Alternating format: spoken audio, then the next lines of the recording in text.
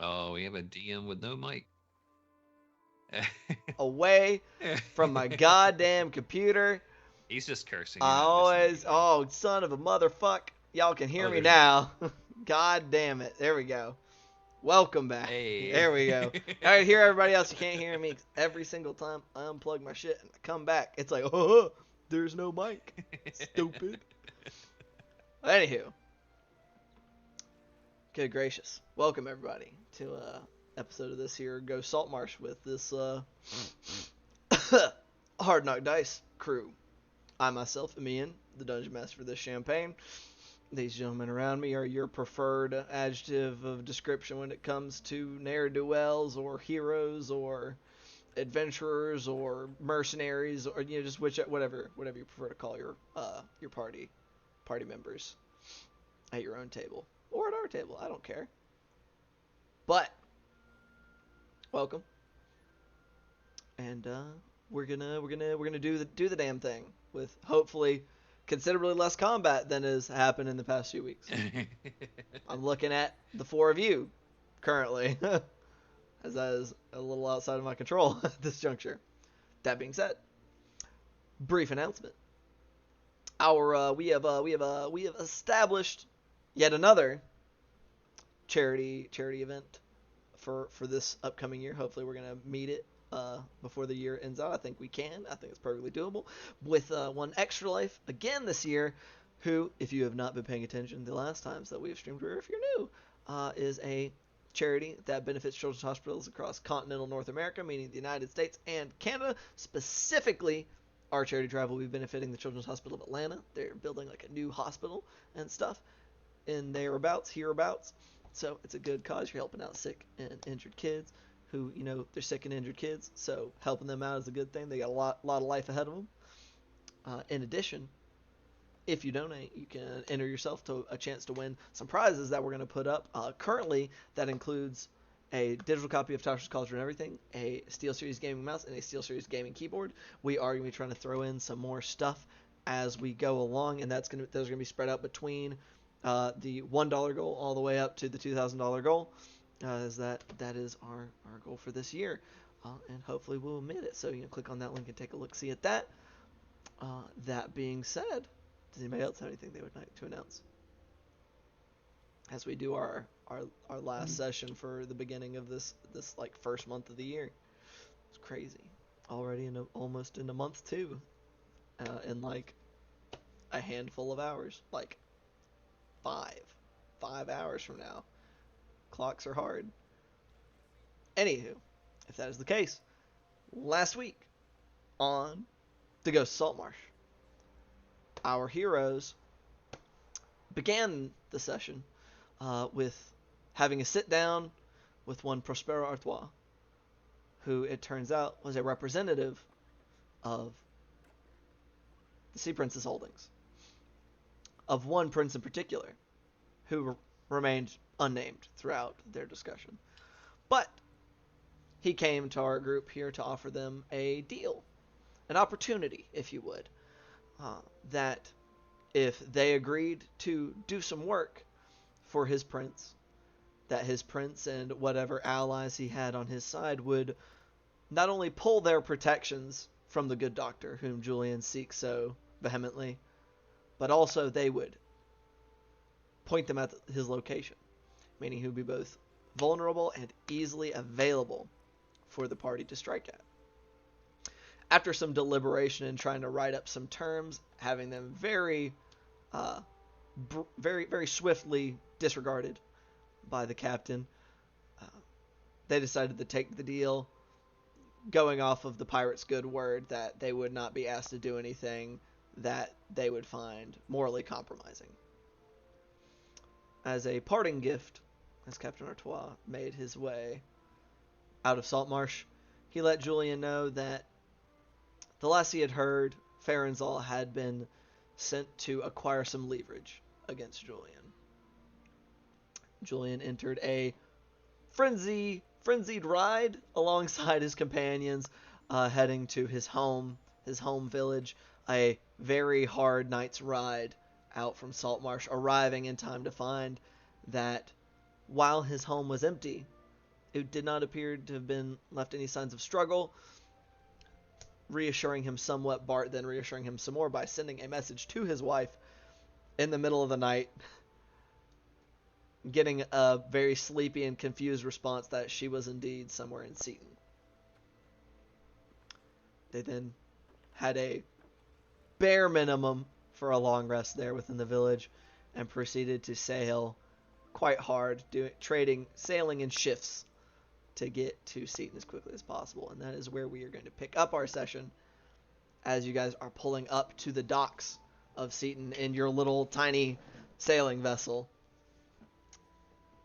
with two of you awake, that being Julian and Yakob, our medium-sized party members, as Gloob is passed out in his bucket and Bart is passed out somewhere in the floor of the boat. We Still segregate our up. sailing shifts by height. It's pretty fucked up. Yeah, see, there you go. He got the hat on his face to keep the sun out of his eyes. Just like a grandpa. Perfect. Grandpa Bart.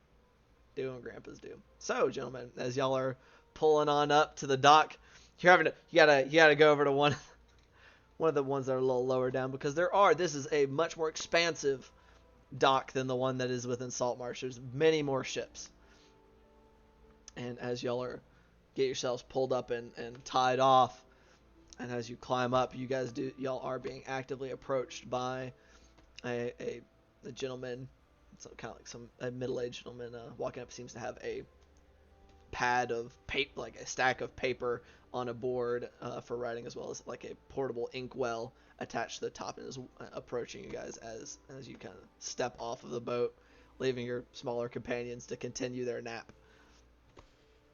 I'm assuming that dealing with this guy or someone similar has been a process Julian has navigated a number of times before. Yeah, exactly. The docks here and the commerce that comes through Seaton, they have a dockmaster. Dockmasters here, dockmaster, and it's all kept. Things are kept in there, docking fees, all that fun stuff. Julian's still pretty hesitant, but that has more to do with the circumstances than the act itself. So after a little bit of he just comes walking. Hello, sir. Good morning to you. Early arrival. Afternoon. Or morning, yeah. Yes, it is morning. It's been a long night for you. So, unless you are new here, if you are new, there are some. I will need to take down the name of your vessel as well as the owner, and there are docking fees based on duration of stay. Kind of pointing the feather of his quill between the two of you, looking expectant. Registered under Julian Orosi. And then whatever the name of the vessel is, rented from NPC name from his village. Yes. Estimated stay just a couple of days, I'm guessing. Couple of days, so 48 hours. Perhaps. How much for a week, just to be safe? For a week stay with as small of amount of berthing as. Are your friends quite all right? That one. The frog looks a little Was a long evening. I see. A week's stay for the amount of berthing that small vessel will take up. We'll call that silver a day. 7 silver pieces. I will hand him 7 silver pieces. Very well. Thank you. If you need to extend your stay, or if unfortunately if you leave early, there will be no returning of docking fees. But if you do need to extend your stay, you can. He points down to a shack that is down it's kind of central to all of the docks. You may visit the primary dockmaster there. If you do not pay extra after 24 hours of the ship being left here in the harbor without receiving an extension on your stay, it will be impounded and acquired. Of course. Wonderful. Well, a good day to you. He turns around and starts walking back down the dock. Obviously, we're gonna go to the tailor for you, but let's leave them a note, or maybe we should wake up one of them to see if they want to come or if they want to finish resting up. I imagine they'd probably like their sleep, and Gloob can get a hold of me whenever he needs to. All right, then I'll just leave them a note just to be safe, so there's no panic Good man. when they first wake up. In case we don't get any cell signal. Yeah. So, just a simple going Getting a dial to tone. Taylor, and I'll give like a general. I'll give the name of the tailor and like a general location. So you leave on the note that you guys will be heading to Ravishing Raina's Fine Works and Clothwork, located within the market ring of Seaton.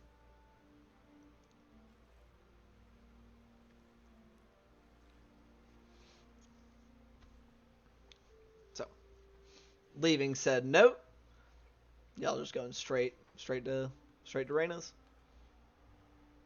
Julian will probably make a detour to like use the bathroom, another detour to like get something to eat, or maybe we should check in on supplies real quick. Certainly not stalling. After he goes to the bathroom, I'm gonna say, Julian, we don't have time to go do all this. You need to get gussied up. You need to go see your wife. We can't get fitted on an empty stomach. He looks like a hunted man. I know. Look, I know this isn't going to be an easy reunion. I know seeing my wife after how long it's been isn't going to be easy, and I'm not a shark person. But I'm sure she'll be happy to know that you're alive and happy to see you, whatever condition you're in. Just like I'd be happy to see my wife, whatever condition she'd be in. Right. G says nothing. So, let's go get you gussied up. All right. Right. Okay. This is not a man who has ever been gussied up before. Well, you're about to be. Okay. So, making your way to the jewel side of the market ring, you guys having to go around. I will, for those of you that are familiar, not a giant town, but enough that it's split into a few different groups. Y'all are coming in at the docks, which kind of takes up that whole side. You're making your way into the market ring, specifically to the jewel of the market ring, because it's a ring, so there's the nicer section of the market ring, where some of the nicer things are located, specifically the tailor that your wife frequented. But in the center of all that is Crown Town, which is where the Duke and all of his ilk and most of the the Keelish military and stuff reside here within Seaton. They don't call it Crown Town, just to make that abundantly clear. That also sounds like it could be the red light district. Considering it's derogatory towards the crown, that makes sense. All right, so not taking you guys too terribly long navigating familiar streets, especially for you, Jakob, and relatively familiar streets for you, Julian. Making your way up to a fairly sizable shop that has across the front, Ravishing Raina's fine works and cloth work, with a silhouette of a buxom woman blowing a kiss there on the end cap. Step on inside and are almost immediately greeted by the sight of Raina herself, who's a slightly just on the south side of her prime and age, woman with just fiery curly red hair, kind of falling down around her shoulders, with just it's hard to tell. Her hair, no gray hairs, not a gray hair visible on her head, but you can still see the wrinkles starting to come on the sides of her eyes and smile lines on the sides of her mouth, and as well as still showing a generous amount of cleavage on her, the dress that she bears as she turns to welcome the two of you in. Oh, well, I have two young lads here for customers. What can I do for you? Clothes. Oh, well, that's I kind of figured, buddy. He needs What specifically? You are an odd-looking one, I must say. Little. he needs something fancy for I see why. seeing his wife after a long while. Ah, I see. I believe that is something we can do. What are you looking? What kind of style? Jacket, pants, shirt? What all are we doing today? I have a tunic and breeches. Tunic and breeches. Just are you want? I don't really do. I don't do boots, but I could refer you to a good cobbler, dear. Looks over at Jakob. You're looking a little rough around the edges. Also, maybe you get your hair done, maybe a little makeup, whatever you want, darling. Julian like looks up at his bald head, back down. I was thinking something almost out of a fairy tale. But nothing too ostentatious. Very, very gallant then. I don't want to be like gaudy. A knight in shining armor almost, but without the armor. Another look over. She's kind of looking between you guys with raised eyebrows, like, oh. I'm a fisherman. I can see that. A knight. I can see that. Yes, very well. What? Come. We'll talk about it. We'll talk about it as we get your measurements. And probably like side eyeing any clothes like out on display. Which they are all very ostentatious for the most part. She gets you up on your little podium and is kind of getting your arms out and is measuring. It's like, for a man so accustomed to being the predator, he probably is behaving much like a mouse thrown in a cat kennel or something.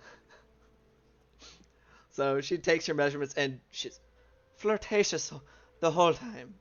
And you're like, oh, well, you may have some other issues. You are very well muscled. Yes, and kind of going about. And I feel like I've seen you somewhere before, but I'm not quite sure. Have I made clothes for you before, dear? Talking to you, Jakob. Have you come through? I feel like I would remember your face, but I know maybe not. Not for me, but made clothes for my wife. Oh, I see. Tragedy. She's a rather tall woman. Oh, not many of those around here. I myself am not a fine example. But okay, spread your legs a little apart. I mean, tall. Do you remember Brandolith? Brandolith? Do I have a last name to go with that, dear? McDoonschliebe. McDoonschliebe. I do believe that I recall, yes. Every now and then, not too terribly many dresses, but when she did, she liked them nice. Yeah, I do believe. She did always like the dresses you made, and always did make it look beautiful. Oh, you're going to make me blush, dear. All right. Well, all told, I think for a nice set of clothes for the gentleman here to go and woo his lady love, I think we can probably settle on like 10 gold pieces on an order. It would probably for the full suit would probably take me a couple of days. All right, I think that'll work. And wonderful. I'll put down 10 gold pieces and say, well, why don't we go grab that meal that you were talking about, Julian, and get you some shoes as well. Yes. Thank you. Oh, of course, dear. Well, I had one quick question before we left. When was the last time that you'd seen my wife? Oh, I'm not quite sure. She hasn't been back through in quite a while. Have you lost her? Oh, she's around Seaton somewhere. I would certainly hope so if she resides here, but did you two have a little bit of a scuffle? Yeah. Oh, that's terrible to hear about. Well, I'm sure it'll be fine. I'm sure if you ever need a shoulder to cry on, you know where to come. Oh, I mean, I got this sharky shoulder right here. I'll pat Julian's shoulder. I appreciate the offer, though. Of course. Very tear resistant. Well, I will see you. I will see the two of you in a couple of days then, with your completed duds. Good day. Are we waiting for 2 days? He says to Jakob as they're walking out. That's up to you, Julian. We can. I mean, I think if you want to go in there looking disheveled, that's a possibility. But you'll know that everything's fine. Why don't we talk about it with Bart and Glue once they wake up? Let's get that food, yes. Yes. Okay. Let's find a street vendor selling meat pies or whatever generic fantasy crap they have Yeah. around here. Easy enough to do. Just grab Street grab tacos. some like street vendory kind of food just for a couple coppers. Easy enough to do. But bustling market district, much larger than Saltmarsh. And also a lot more variety. Well, let's go find that cobbler. Let's go Get go you some nice shoes. a boot man. I did not, in my lack of thinking, prepare a boot man. So you go down to Cobbler George. little, very, very modest shop. Poke your head in. And if you're just trying to get a nice pair of boots, I mean, not but a thing. Easily done for like a silver to get replacement for your more rugged looking pair. Travel worn would be the polite phrasing.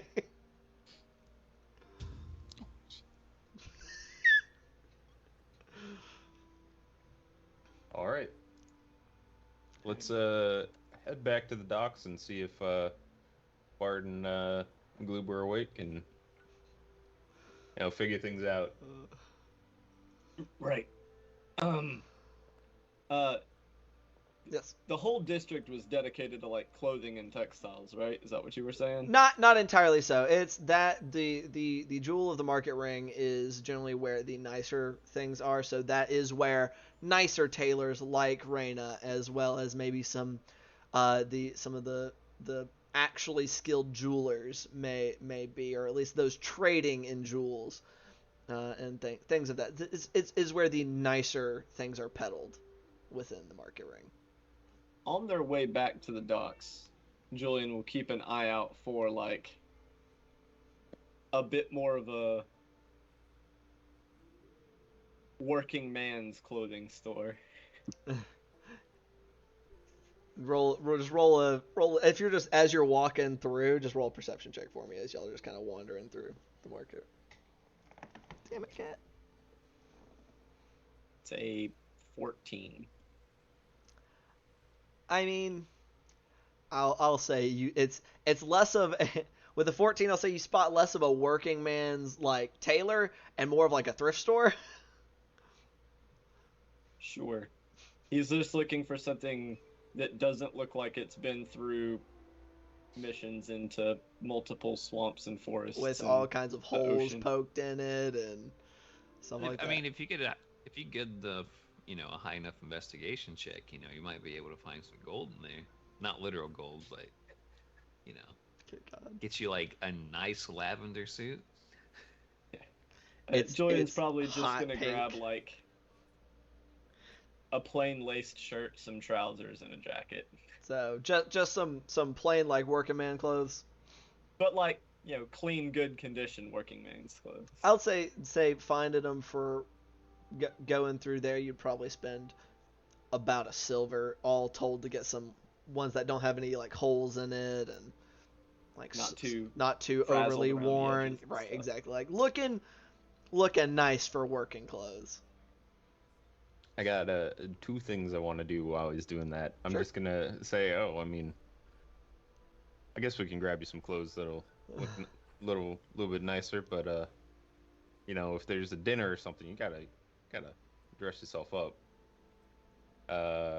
And I will, while I'm saying all of that, and I imagine Julian's rummaging through trying to find the clothes, I'm gonna look for more erotica.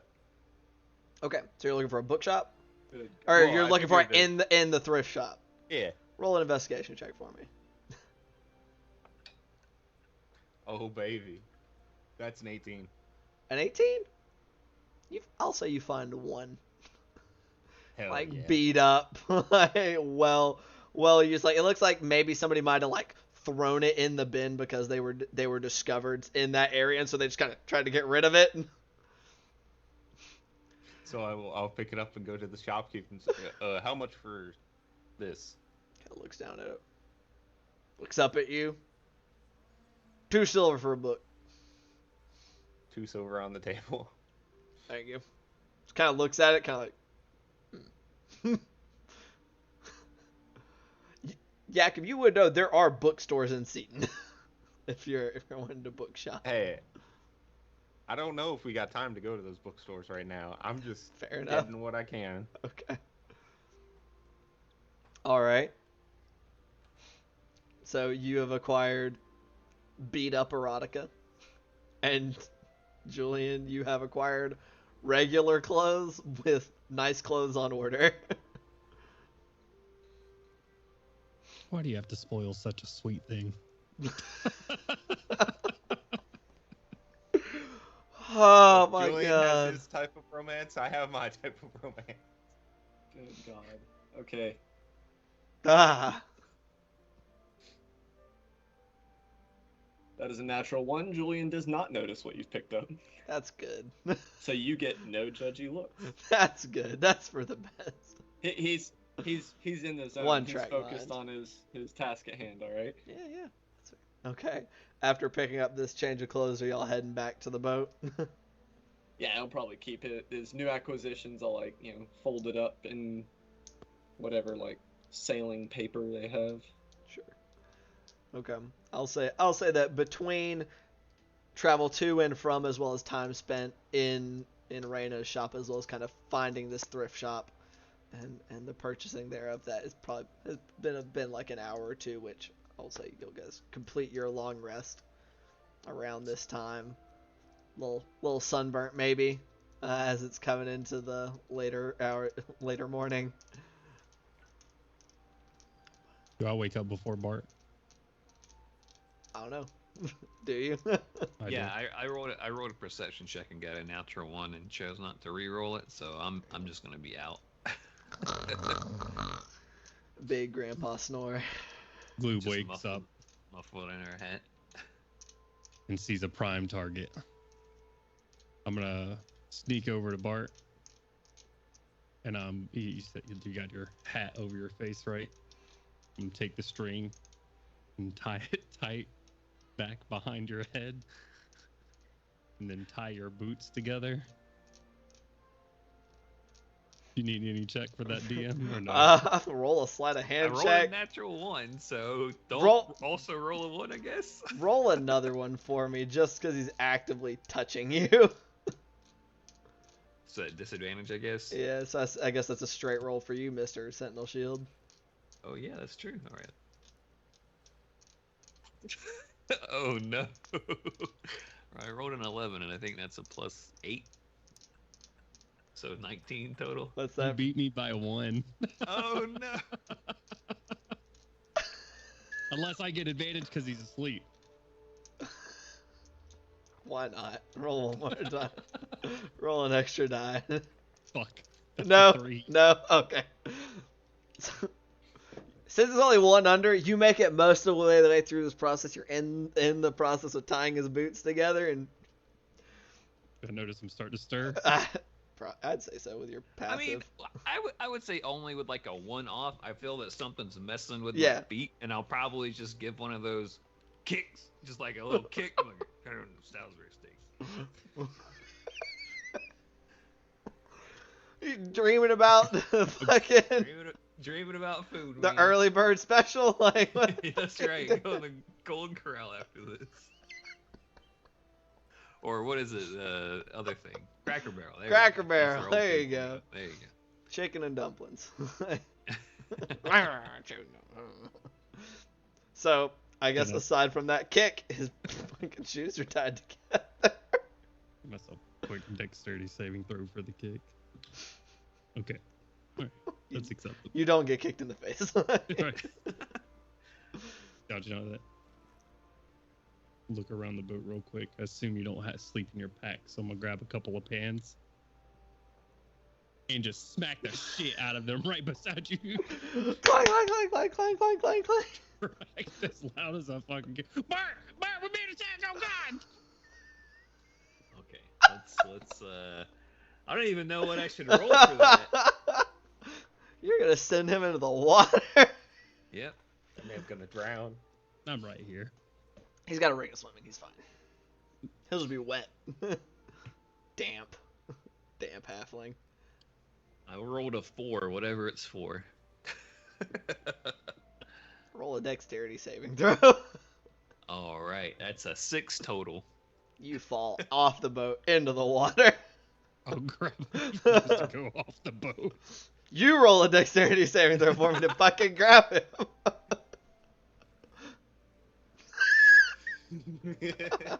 Not good. I do get +8 to these, but it's a 4, so 12 total. Bart's You- a pretty heavy fellow. You starting to get him? Not quite. Swoosh. Uh-oh. I just died after him. Y'all probably like walking up the dock as you see Gloob doing something in the distance, and you're getting closer, and then clank clank clank clank. You vaguely hear him yelling, and then you see Bart bolt up and then tumble into the water, and then Gloob go after him. Yeah, I will also start running towards the water. Towards the boat. Just grab him by the collar and bring him up. Remove the water. I assume Bart's being waterboarded right now, actually, because he's got a hat over his face. I'll pull the hat back. Good morning. When Julian gets there, he's probably like trying to haul Bart back in the boat. What happened, Gloob? No, I mean I got Battle a ring of- pigeons! Battle pigeons. I haven't heard of those before. I didn't know they were native to Sweden. What? Battle pigeons! Get back onto the boat and just sort of start doing the air drying prestidigitation. Your pants do that thing that swim trunks do. You know when you get out of the pool, just swoosh. Yeah. That reminds me, Bart, as I see you're doing magic on yourself, I got this book. It's a little beat up. Do you think you'd be able to use some magic to fix it? Sure. I mean, yeah, that's not a problem. Let me see it. Okay, here you go. Don't write in it this time. All right. What is this? What is this book entitled? It's titled something like, oh god, fucking. That's the Oh god, Fucking. fucking. Oh god. Like high seas lost love, some shit like that. It's a fucking shitty like romance novel that's on the erotica side of things. Sure. Yeah, I'll press the digitate it and give it a quick mending once I'm done my clothes and clean it up and fix it up. Appreciate you. Mm-hmm. Loud. I will teeth hand it to sucking. Gloob to put into the bag of holding, so it doesn't get damaged by water. They have a pirate on the cover. It does not have a pirate on the cover. This doesn't even have art on the cover. if it did at one point, you can't. It's not no longer visible. I'll throw it in the bag. Throw it Well. in the bag like oh. And Julian has new clothes on, right? Nope. he is carrying them in a bag. He's carrying Yes. them in a bag. Yeah, They are I like still a got my- package. My JCPenney bag going on. All right. Well, y'all went and got clothes. That's good. We made a nice. Well, what time is it? How? He ordered clothes from this absolutely ridiculous store, but they said it would take a couple of days. Some of them make Wait. them look real nice, though. All right. I don't think we should wait a couple of days. Right. Yeah. We should try to see your wife as soon as possible and make sure she's all right and nothing's coming for her or anything like that. Right. But You know, looks down at his probably magically repaired many times clothes, and is just like, Oh yeah, for sure. yeah, I You got don't- some. You don't want to wear that. Yeah. Yeah. I'll Should I'll we pull- should we tell her we're here or just go there? I mean, I just woke up. Yeah, I imagine we'd want to say, hey, Oh you know, yeah. Meat your pie. husband. Oh, thank you. He just takes the fucking bite of it in the middle of the sentence. Your husband's coming. Maybe next couple of hours. You can get ready for that. Something like that. I imagine she'd want to get ready after not seeing you for so long. As much as you want to get ready for her. Well, I think that she probably didn't, you know.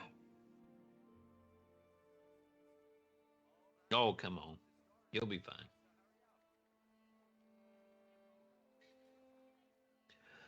All right. All right. Well, I mean,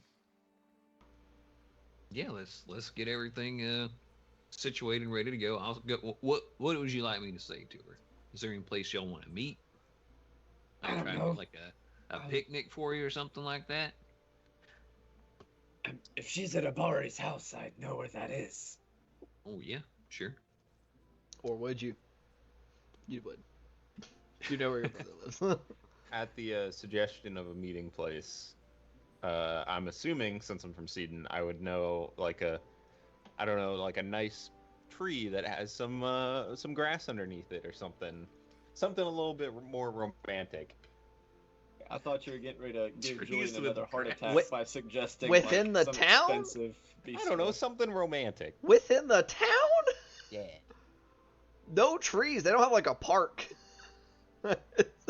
I'm not talking about like a park. I'm talking about one tree with some grass under it. No. Well, I mean, you know, if there's like some sort of hilly area on the outskirts of town with a nice view of the ocean or something like that, That, maybe yeah. they want to go meet up there at whatever o'clock type kind of thing. that would be more accurate. In town, you'd have to like break into somebody's garden. This can be arranged. Here, meet me at this address. Oh no, Yeah. I don't live here. I just wanted to meet you in this guy's backyard. Meet you in this guy's backyard. And that's like rich people gardens. Right, yeah. This suggestion comes up. I can get you in there. Getting out. No, not that. Maybe outside the town. Nothing more romantic than crime. I disagree. That's so hard to stay in character. You're making it so hard. Y'all would have like maybe a place y'all met or a getaway y'all used to go to or something like that.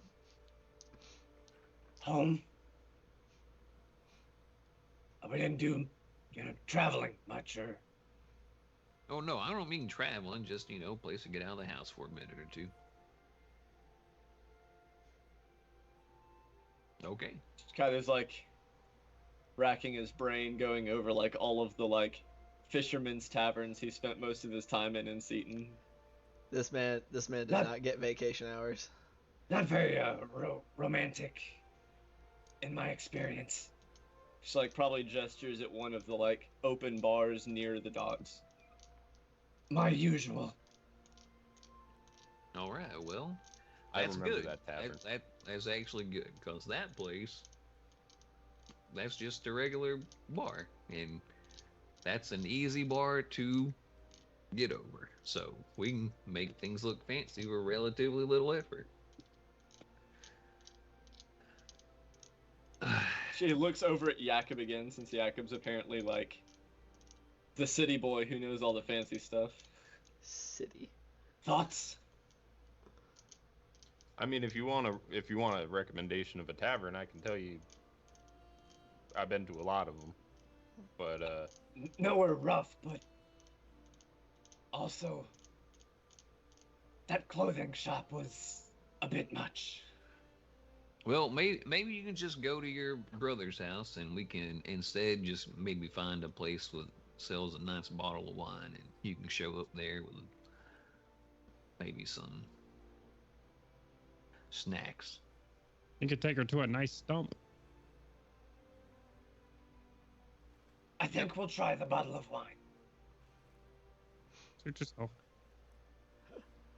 Jakob, if you were trying to think, if you were running through your Rolodex of places to go, Rolodex. I'm just fucking imagining Jakob, the fucking Rolodex, and thick dad glasses, just like. or is it all based off their beer? He just pulls out a fucking box full. oh, yeah, you would know like the like nicest tavern that you would know of is the Phantom Palace, whereas kind of the step below that, that's kind of more of like the middle ground, serving most of the like reasonably successful merchants and the like that come through here would be the Bargain House. Okay. Well, I know two places. If you don't want to go somewhere like the tailor, then that leaves only one. This place my wife would take some of her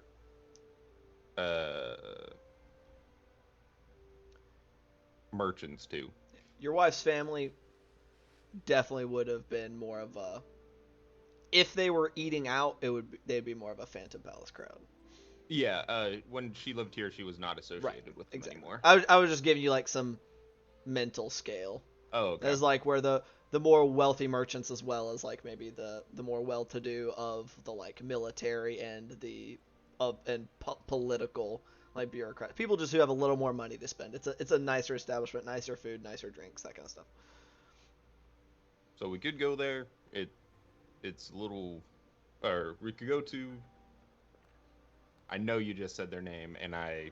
You have the Phantom Palace is the more expensive, and the Bargain House is the more kind of middle of the road. Well, I mean,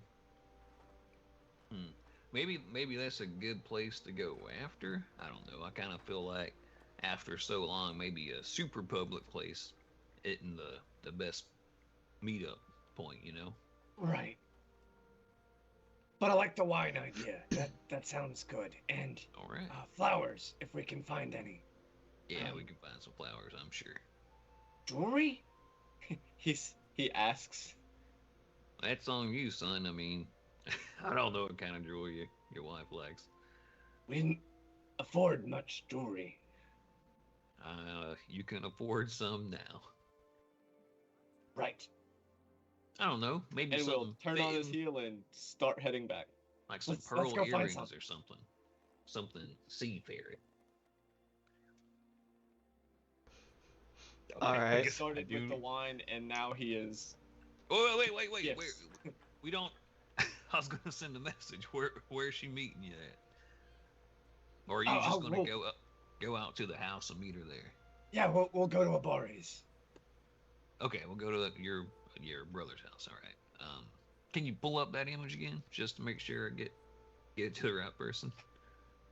Yeah, he will do so. A fucking little hologram from fucking Star Wars. Yeah, I'll just. What time is it now? At this point, after they've gone and done that and come back, it's probably like somewhere between like 9 and 10 o'clock in the morning. You still, Alright. y'all got here relatively early, but then y'all have been here for a couple hours. How long does it take to get to your brother's house from here? Probably like 30 Dean. minute walk, There you go. grand total. Like having to weave through streets and stuff, traffic, be like that. Your brother's house wasn't quite located within the Jewel of the Market ring, but it was close by it. All right. Say 1 o'clock for after lunch whining. Does that sound good to you, Julian? That I did not hear what you just said. I said maybe around 1 o'clock for an after lunch whining. Yes. All Sounds right. good. He No, sounds like he will just say yes and agree to whatever because he is nervous as fuck. We might want to figure something to do while he sees his wife. I know I wouldn't. I'm eager to meet your wife, Julian, but I also understand that it's been a while for y'all, and you might want some privacy. If I survive first contact, yes. Yeah, we'll make ourselves scarce once the pleasantries and catching up and all that stuff. Yeah, that sounds good. Well, here we go. Just say, Mrs. Ibarra, Julian will be by at 1 o'clock this afternoon to finally reconnect with you. All She's right. married to his brother now. Oh, I I mean, was gonna Arosi. I Arosi. was like, I don't know if That's what that I was on meant, purpose sorry. or not, but I'm just Rosie. gonna let it ride. Things are getting a little bit spicy. Kind of thinking like your last he name. snores so loud. Whoops. Or he talks about you in his sleep all the I time. mean, that is a common thing that did I'm happen, fucking though. apparently. Actually, she could be Mrs. Ibarra by now. You don't know. I mean, Yes. if his brother hadn't already been married, I suppose. Yeah, sure. She'd still be Miss Arosi. Yeah, she'd still be Miss Rossi. Last name doesn't In any change. case. In any case, yeah. Be around 1 o'clock to reconnect with you. It's a few moments pass. Julian's here in Seaton? Where? Where is he? Where? Coming to where?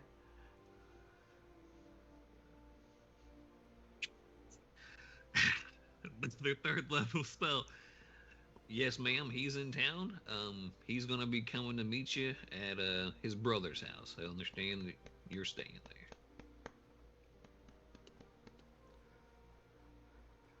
Fucking Bart spending this magic like.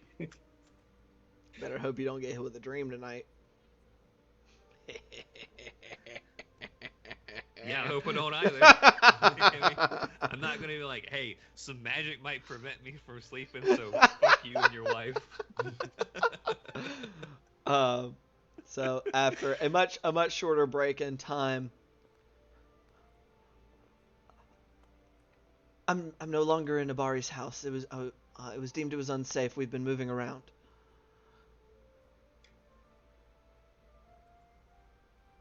Julian can't hear this, so he's not Nope. reacting at all.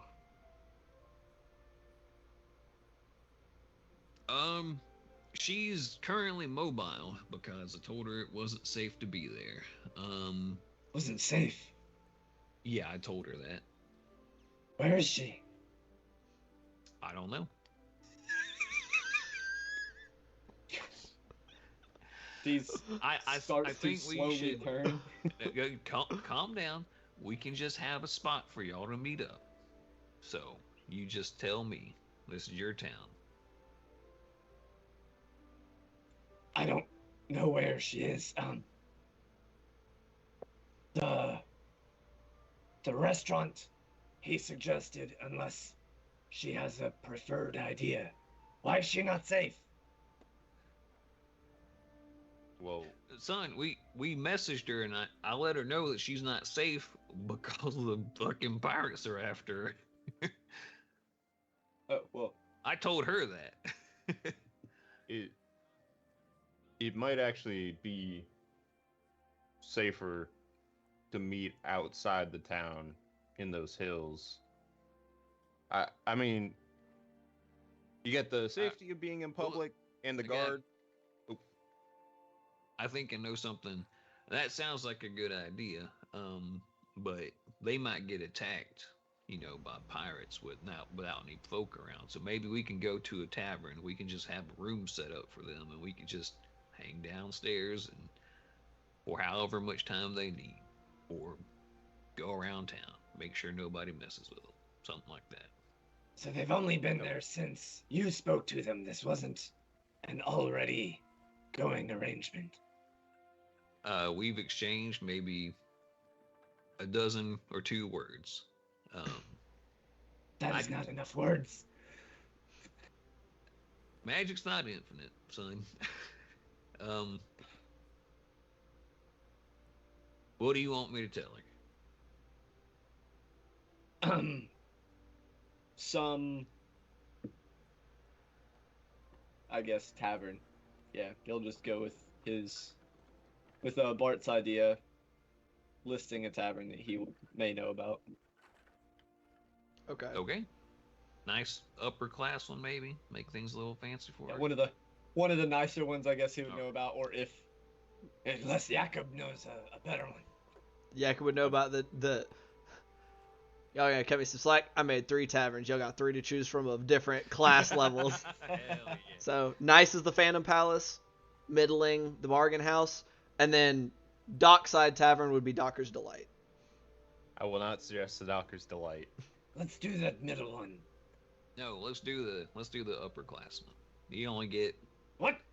one chance to make an impression on your wife for a second time. So let's make it a really nice one. It'll All be right. very romantic. I've heard the rooms there are very nice. All right. But one thing, That's Let's for get rich wine. people. let's get wine before we go there, cause that's probably going to be marked up real bad at that place. So Y'all are bringing your own snacks into the movie theater. that's right. Yeah, right. We are. When Julian says that's for rich people, I'm just gonna look at his purse and just say, he has no context for how much money he's carrying, Jakob. You should have I some think- context. I think we'll be all right, Julian. No, none from personal experience. All right. All right. Let's go by and get some wine real quick, and maybe some cheeses or something like that to go with them for us. Wine, flowers, and a piece of jewelry. That's the shopping Right. list. Okay. Quick question: how nice a wine? How nice a piece of jewelry are we talking here? We're gonna. Oh man, balling on a budget for someone who does not know about money.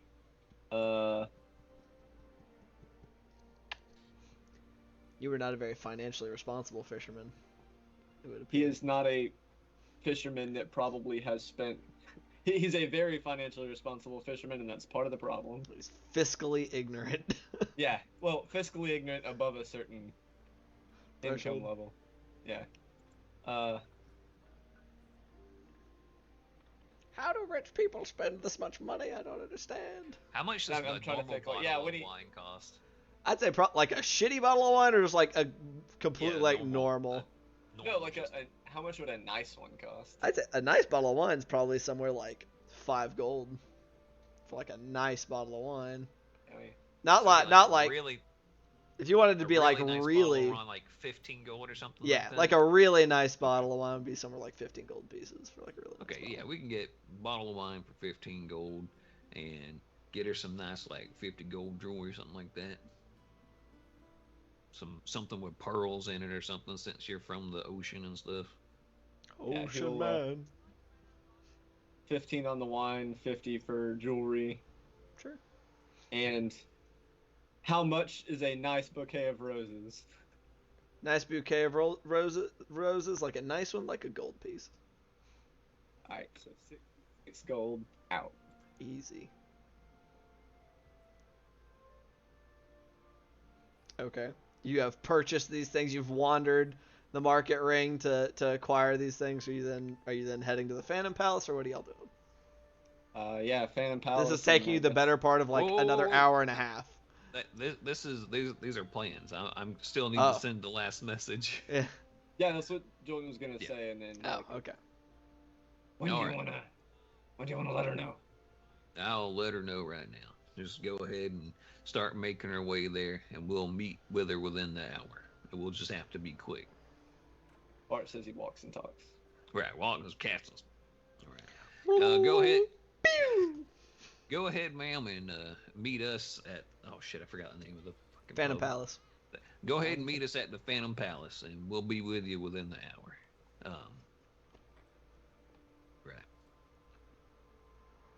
A few more moments. It's actually a fairly long pause at this point. I don't know how safe that is going to be, but I'll see what I can do. Shit.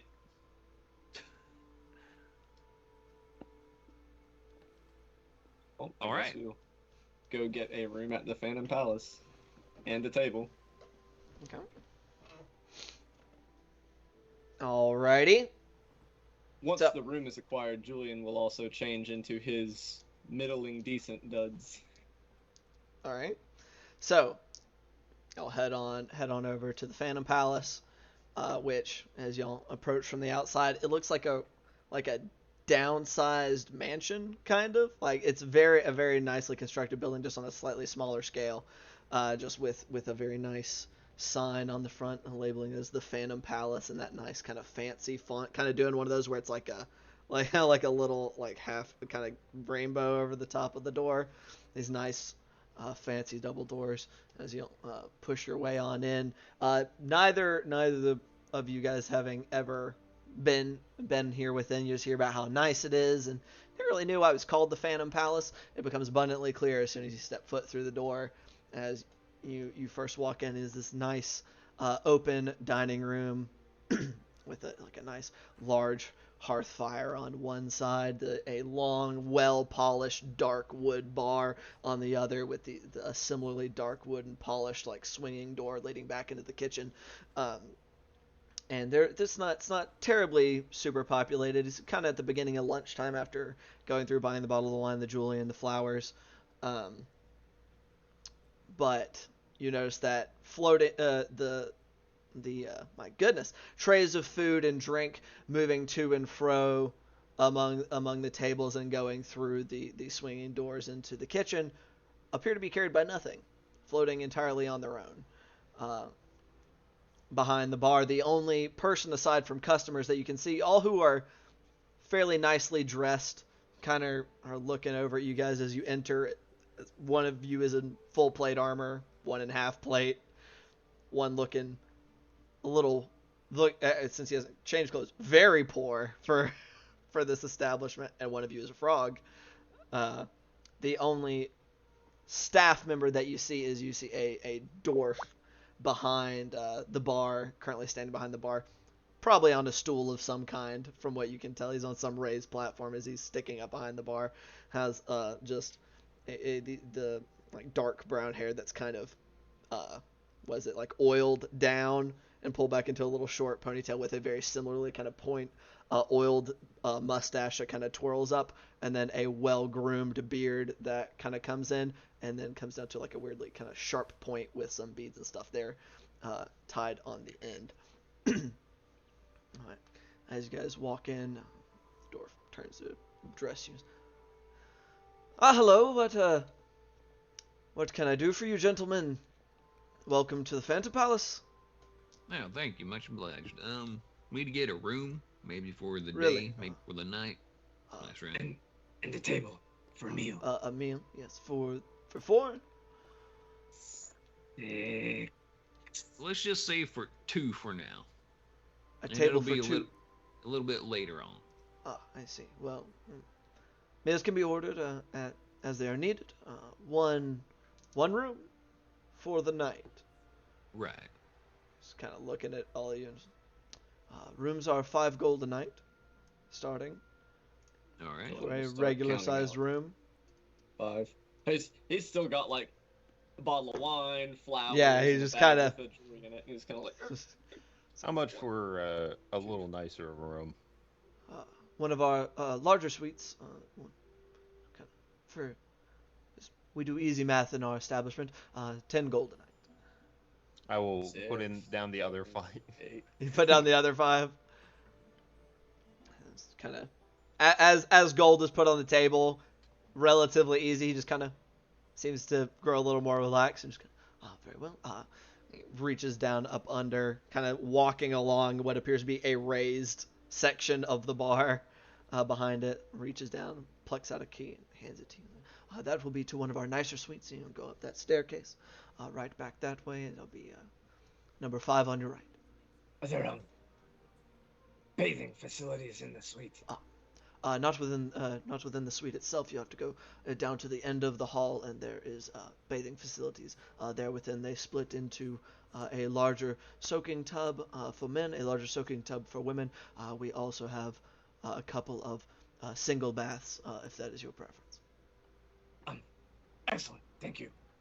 Indeed. If you're gonna do that, Julian, you better go do it right now. Right. And Julian will take off to get ready. Let us know when you're ready. Yeah.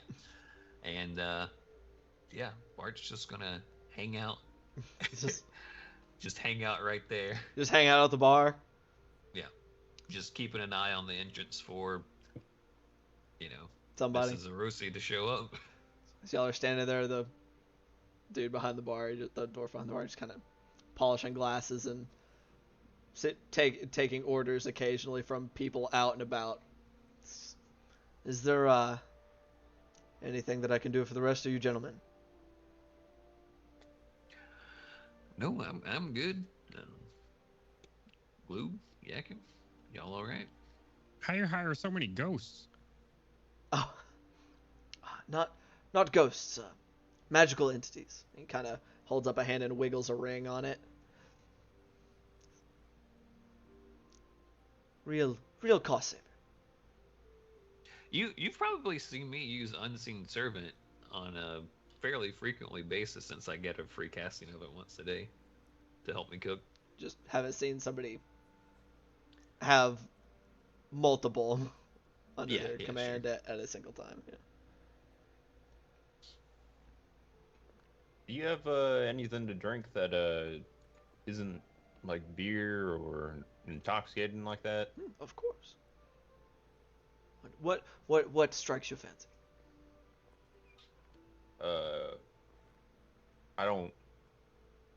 I really only know water and beer, and I don't drink beer anymore. So well, trying to find something new. we do not serve beer in this establishment, but we have a finer assortment of ales and wines and liquors. But we also have juices, water, milk, actually, that we have that we keep down in a cold store. Anything sound particularly interesting to you, sir? Yeah, lemon would be pretty good. You ever had any lemon juice, Yakin? Glue? No. You're wanting just glasses of lemon juice. Right.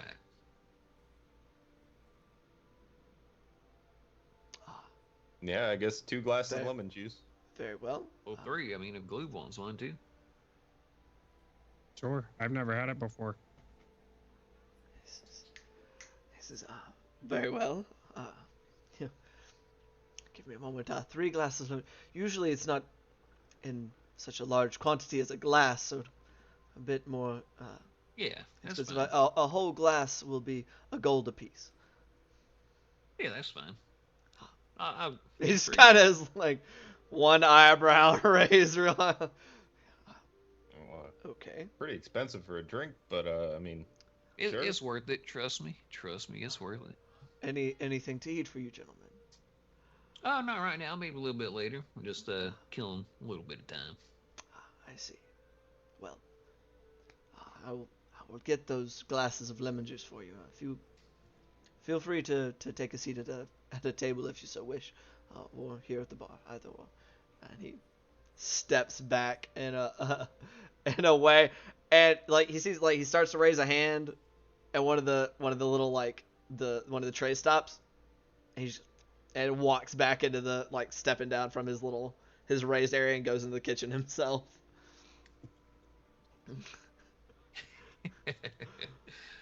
Coming back about a Do minute or I- so later. Yeah. Insight check on those in the bar looking for anybody dangerous or suspicious. Roll an insight check for me as you examine the clientele.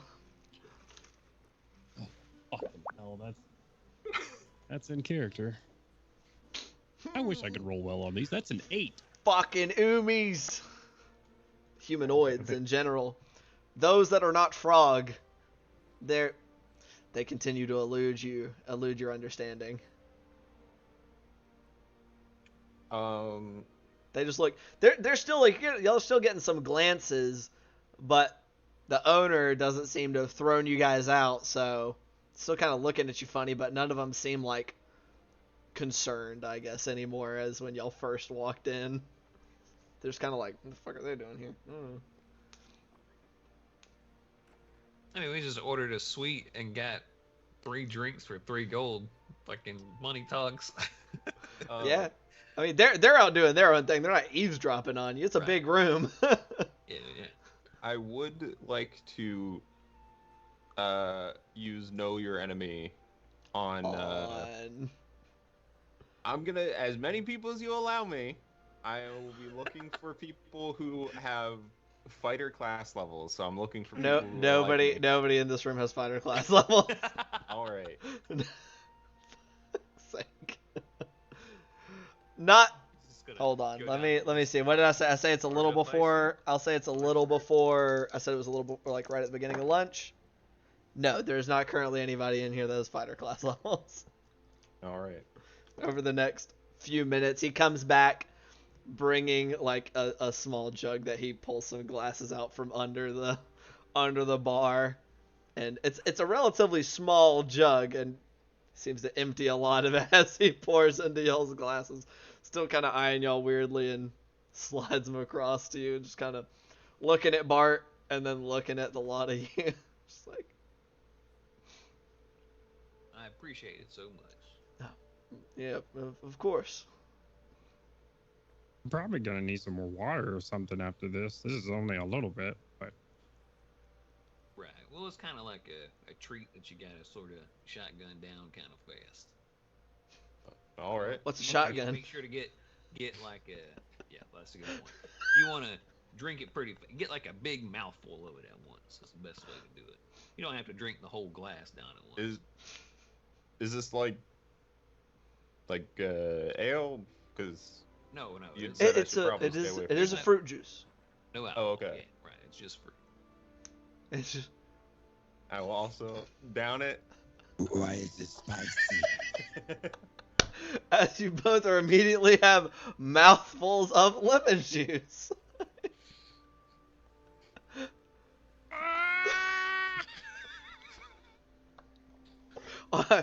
Are you? Is he Sipping on quite it. all? Is he quite all right? It's his first time. It'll be fine. Dude, are you actively drinking the lemon juice, Bart? Yeah, I'm sipping on it. Just looking at you. This? Yeah, it's good. Yeah. Okay. I deserve this. I would say that you have an interesting sense of humor, but you're actually drinking it yourself. If you got, I'm taking tiny sips. if of you it. need anything else, you just let me know. Are all Steps Oh. away. are all fruit juices like this? This is awful. No, not at all. Has Jakob never had fruit juice before now, or fruit of any kind? I mean, Jakob's literally had only booze and water since birth. Or like he's had booze, water, and bread, like no fruit. I mean, no like, apples, no. fruit- I mean apples, yeah, but like fruits like lemons, I wouldn't imagine are. Yeah, they're not terribly common. Those are Yeah. citrusy things are gonna be a little more. Yeah, oranges. I probably- Expensive. Scurvy. Probably don't even know that an apple's a fruit. So Wow. I mean, yes, those I'd be like, tree this vegetables. is food and edible. It's good. What's your intelligence? It's 11, but I live. I mean, I'm a farmhand. Ignorance. Ignorance, served not in lack the of s- intelligence. Ignorance does not equate to militia. stupidity. Where's the is this a pigeon meme? Where is this a vegetable? Oh my fucking god. Farmhand don't know what a He only farmed like barley Not farmhand. and wheat. It's stable hand. Sorry. There you go. Holds up horse. Is this a fruit? Okay. Is there anything else you guys would like to be doing I'm mostly just here in the keeping- bar/dining area? I'm happily amused at getting my revenge on on Gloob for waking me up in such a manner, and am sipping my victory lemon juice while keeping a keen eye on the door for Mrs. Orosi. Fucking nasty bitch. You weirdo. Julian is gonna get nice and cleaned, probably in Okay. like abject fear of breaking anything, and it's expensive Oh, looking. it's a nice bath. Like I'm assuming you're in one of the private baths, not the Yeah. not like the larger bathing room. Yeah. Okay. And then they have like a little complimentary like cologne or whatever. It's like, oh shit. Like a oh my eyes! Ah! It's like, oh yeah. How does this work? Oh god. Yeah. And get into his nicer clothing Yeah. and head downstairs. Are you not? You're leaving off your little your cowl, Yeah, He's yeah, going he'll put full bald head. he'll put his old clothes and then all of the gifts in the room and then come downstairs. Man, it's a new man coming down those stairs as you sit there and continue to laugh in victory, Bart. And sip I'm juice. not gonna actively laugh in their face. Just. Mhm. That's fucked up as fucking Yakuo caught in the crossfire. That's fucked And the, up. and the person is laughing uproariously, but just with a gentle smile. Just yes. Julian, you come down. Your friends are all sitting at the bar, two of them with empty glasses, and Bard is sipping on something. What happened to you? You look very sad. Mark poisoned me. I Yeah, just a doubt, little like- bit of lemon juice. That's all. Just Ew, lemon why juice. would you drink lemon juice? Oh, You have you ever tasted anything like lemon juice? Yes. Long sailing trips gotta have citrus. I like it. you've eaten lemons before. Why didn't you warn us about this, Julian? I It didn't know I wasn't you. needed to. Looks at Bart. That's disgusting. Well, I mean, I Let's told take a him it's seat. best drink with a big gulp, so you know. Never mind. He's just sitting there thinking about like how he no longer trusts like halfling cuisine. I will definitely assuage those fears. Literally the next meal we have together. Well, Julian, I mean, do you want to hang out down here with us or wait for her up in the room? We can try and, if we kind of come across her first, we can sort of let her know the situation. So No, I'm good here. He All right, says, fair like- enough. Having not like broken eye contact with the door since he sat down. All right. All right. I'm gonna need a drink. Waiter. There is no waiter, not one that you can summon, but Alton, the dwarf, comes over. His name's Alton Forge, for those who are not aware, so I don't just have to keep calling him the dwarf. He comes over and what can I do for you? Cleaned up.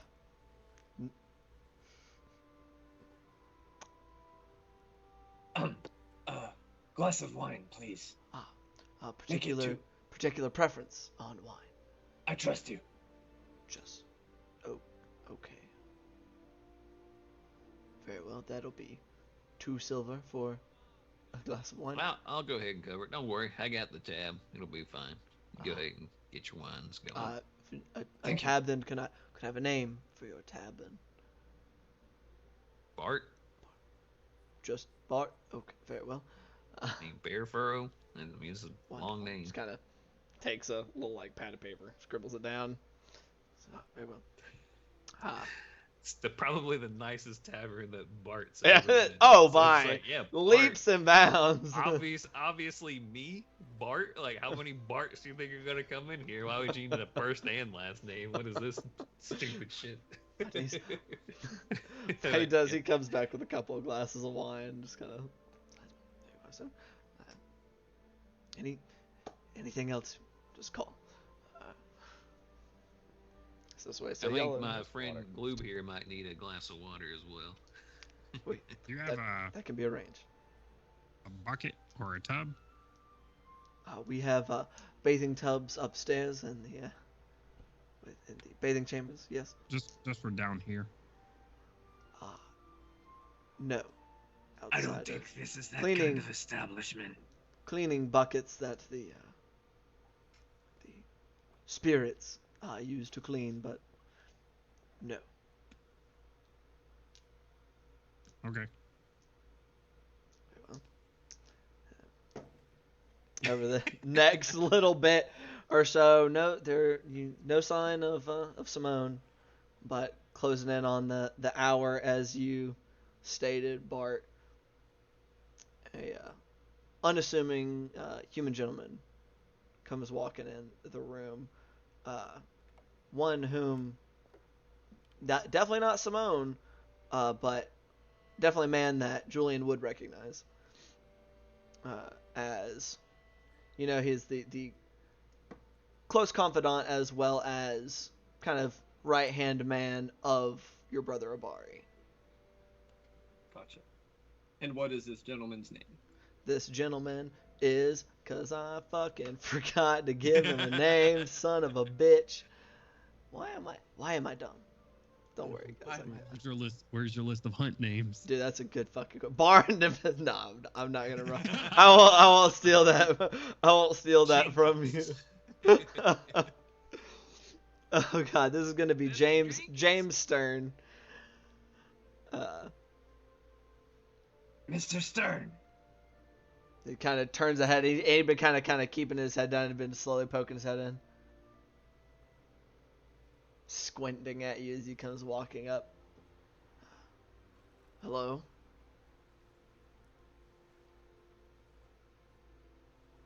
Julian. Arosi. You work with my brother, right? You look different. Yeah, I do. Have you seen Simone?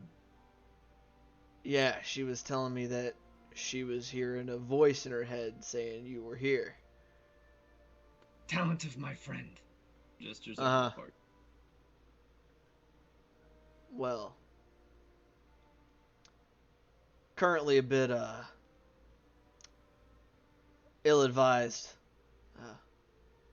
for your wife to be wandering out and about at this time, so I had to come Because take of a what look he said, myself. or something Well, else? who said? Gestures back over to Bart. Oh, no, you're look, Julian. A few weeks back, your brother caught wind of some trouble.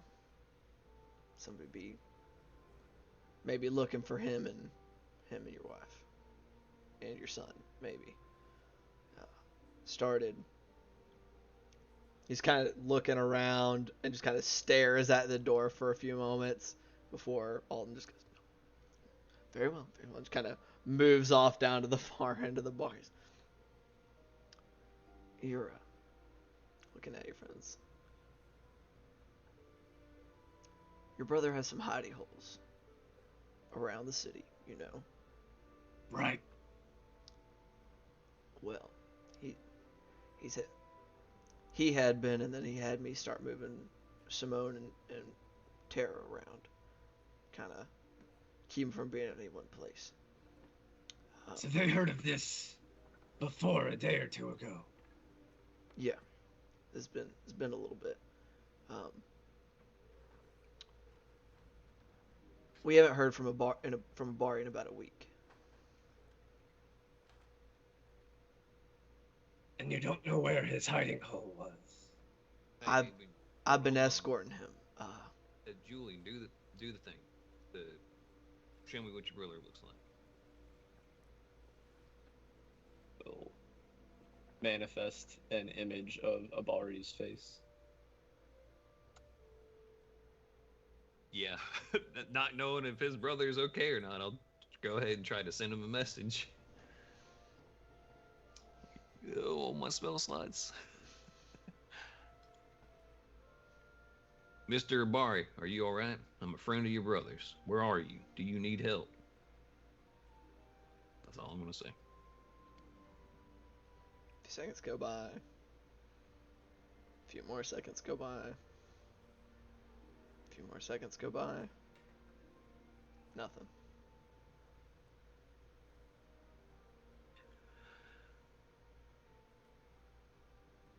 I didn't get a response. He could be unconscious or sleeping at the time. Might not have woken him up. Sorry, continue. But Simone is safe. Yeah, we've been You know this. Yes, I just came from where she is. Abari started trying to find things out, and he asked me to keep moving her and Taro and Abby around. Dropped her off with the rest of us. So me and some of his other contacts have been keeping mobile as best we can, not staying in any one place for too long. Is there a surreptitious way to get to her? Yeah, I can get her to you. Yeah, I understand. I had to look, make sure it was really you. Can't be too Right. careful. No, yes, that makes sense. He puts his hand on the man's shoulders. Thank you so much. Of course. Can I do a quick perception check to see if anyone's listening to us? Okay, roll a perception check for me. 10. Can I do a quick insight check to make sure this guy is telling the truth? Yeah, roll an insight check for me. Nobody appears to be listening from what you can tell.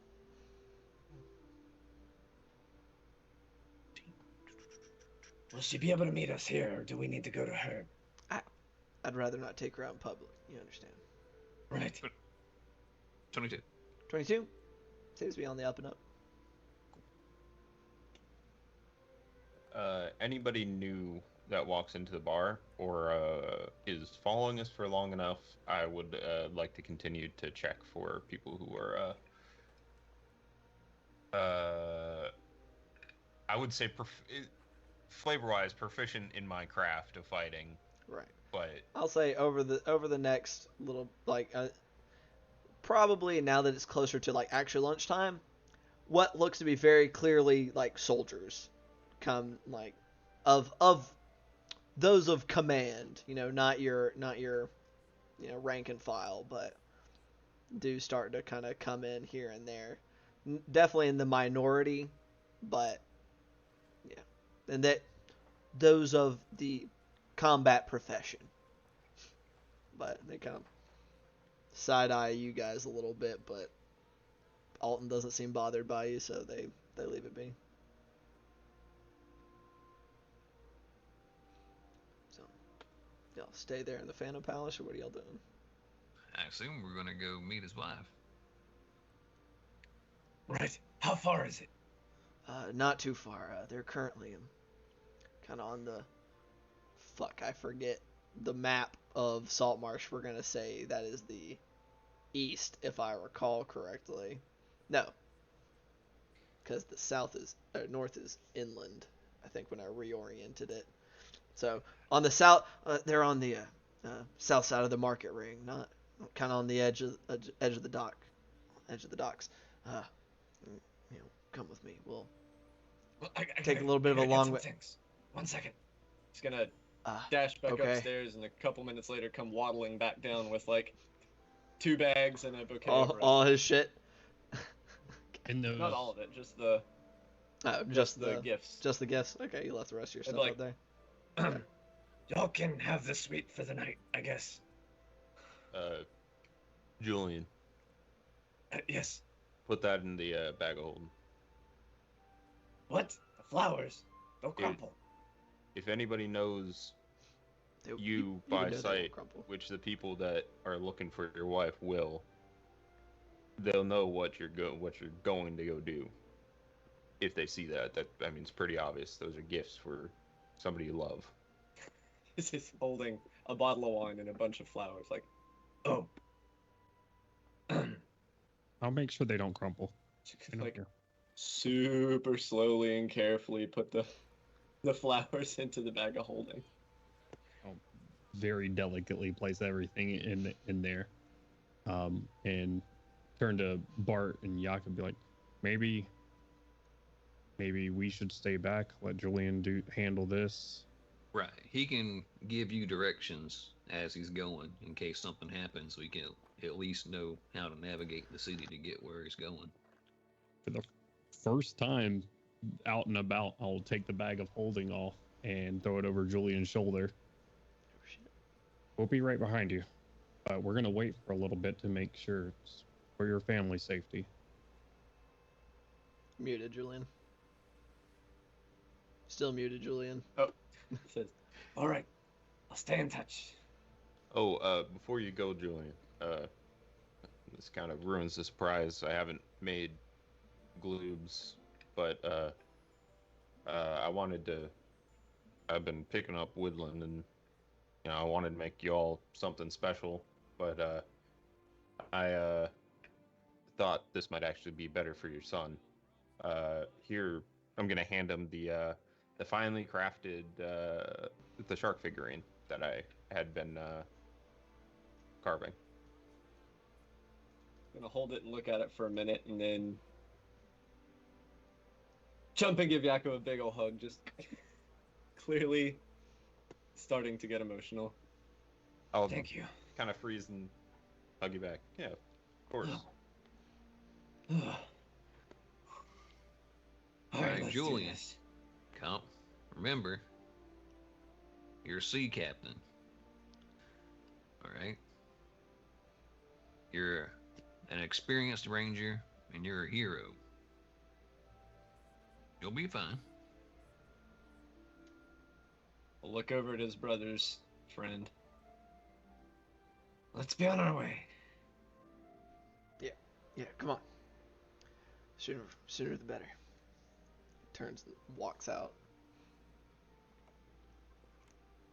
Y'all can read people better than I can. I'm gonna follow him out just shortly, but I'm gonna stay at the door. Y'all look and see if anybody's interested. Yeah, I'll just give him a nod and swirl my peepers around. And just in case it becomes relevant, Mm-hmm. Julian is only bringing one of the daggers. You wearing your On armor his or belt. anything? Huh? You wearing your armor or anything? No, he's wearing his clothes. You're wearing just clothes? Okay. Yeah. No shield? Bag of holding. He's got a purse. Does that have your shield and armor in it? No? Okay. All that's probably like carefully placed in the suite upstairs. Noted. The bracers, I guess, can be worn over his shirt, but he doesn't have any arrows. So I it's mean, kinda you could fit pointless. them under the. You could slide them so that the sleeves are covering the bracers. If anything, enough of them would be showing like maybe you have like really fancy bracelets on. Who knows? Maybe it's a new Yeah. style, fashion statement. Yeah, other than the bag, though, the only thing he's got is the earpiece and then like a belt knife. Okay. All right. So, you're heading out following James Stern, Jimmy, Yes. old Jimmy John. And then you three are kind of following a little bit behind, like you're trailing him. I'm gonna step No. right outside while they stay in the bar. Gotcha. But I'm stepping right outside of the door, Mhm. and I'm immediately gonna twist the handle of Captain's authority and start looking around to see if anybody like immediately like gets up from a seat outside and starts to follow. Okay, so you're doing the wisdom. Yeah. Okay. So, all right, go ahead and roll a perception check with advantage for me. My fucking god! What? 9. Doesn't seem like it. Wonderful. All right, and what are you two doing while you're standing in the bar still? We were going to do the same in the bar and see if there's anyone paying attention to them while they were leaving. Okay. And I got a 1 and a natural 20, so 28 Nice. total. Nice. Jakob. I was going to say I was going to assist him in doing that, but I will still assist him, but Okay, sure. it doesn't matter. Yeah, he's got. All right. That being said, with a natural 20, I mean, there are people paying attention to you because you guys just stand out. Like, there's still people giving you side eyes. They don't seem to be actively malicious. Some of the guards and soldiers that have come in here just kind of seem to be raising eyebrows at you, but none of them seem to have been heard any of the voices, any of the names that were dropped or any specifics. So they're just kind of y'all just stand out. The attention you're getting. Right. Is purely from that, but nobody seems to have particular interest in you guys or them specifically. Okay. All right. So y'all are just hanging out, staying at the Phantom Palace, and Julian, you are accompanying Mr. Stern. All right. So y'all are almost on the opposite side of where he said where y'all were at. So having to go around Crown Town, and traveling through the ring. It takes you probably about another. Yes.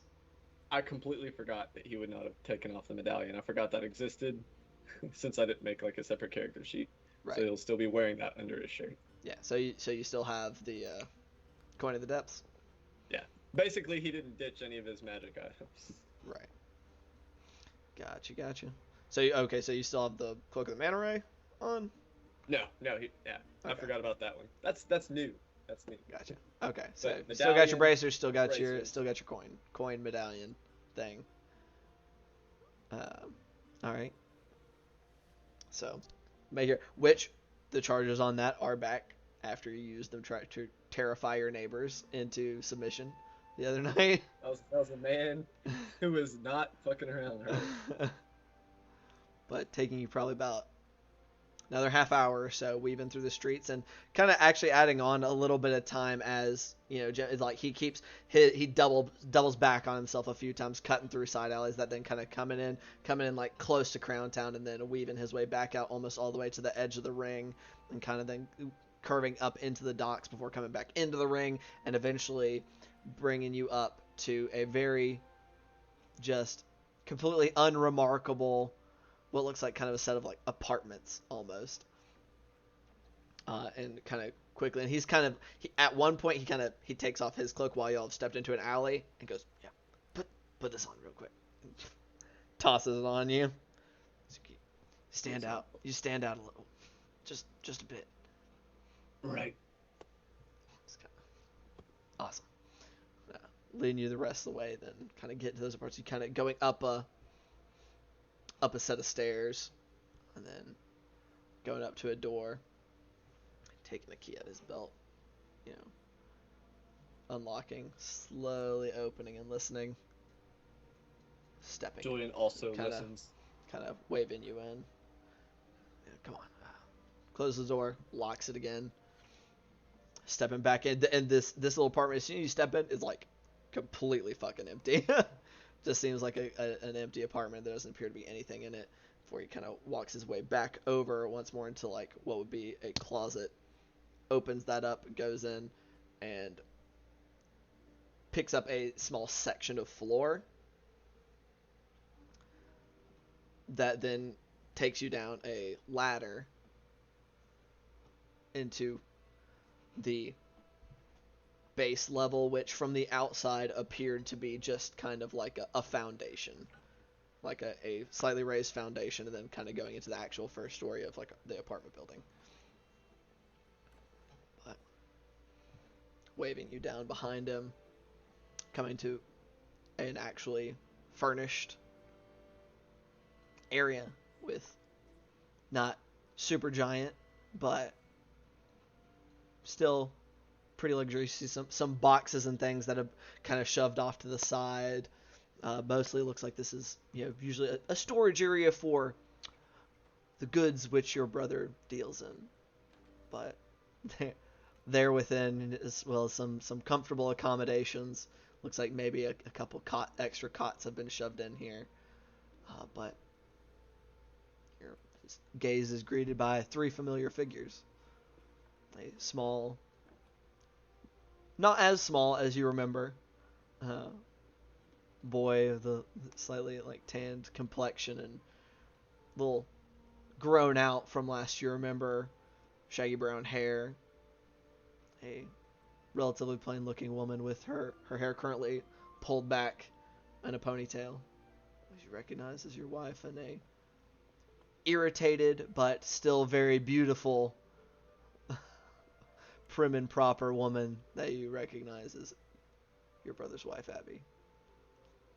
Julian fails For a his moment. saving throw and does not do anything. For a few moments, there's just silence in the room as everybody kind of looks at you.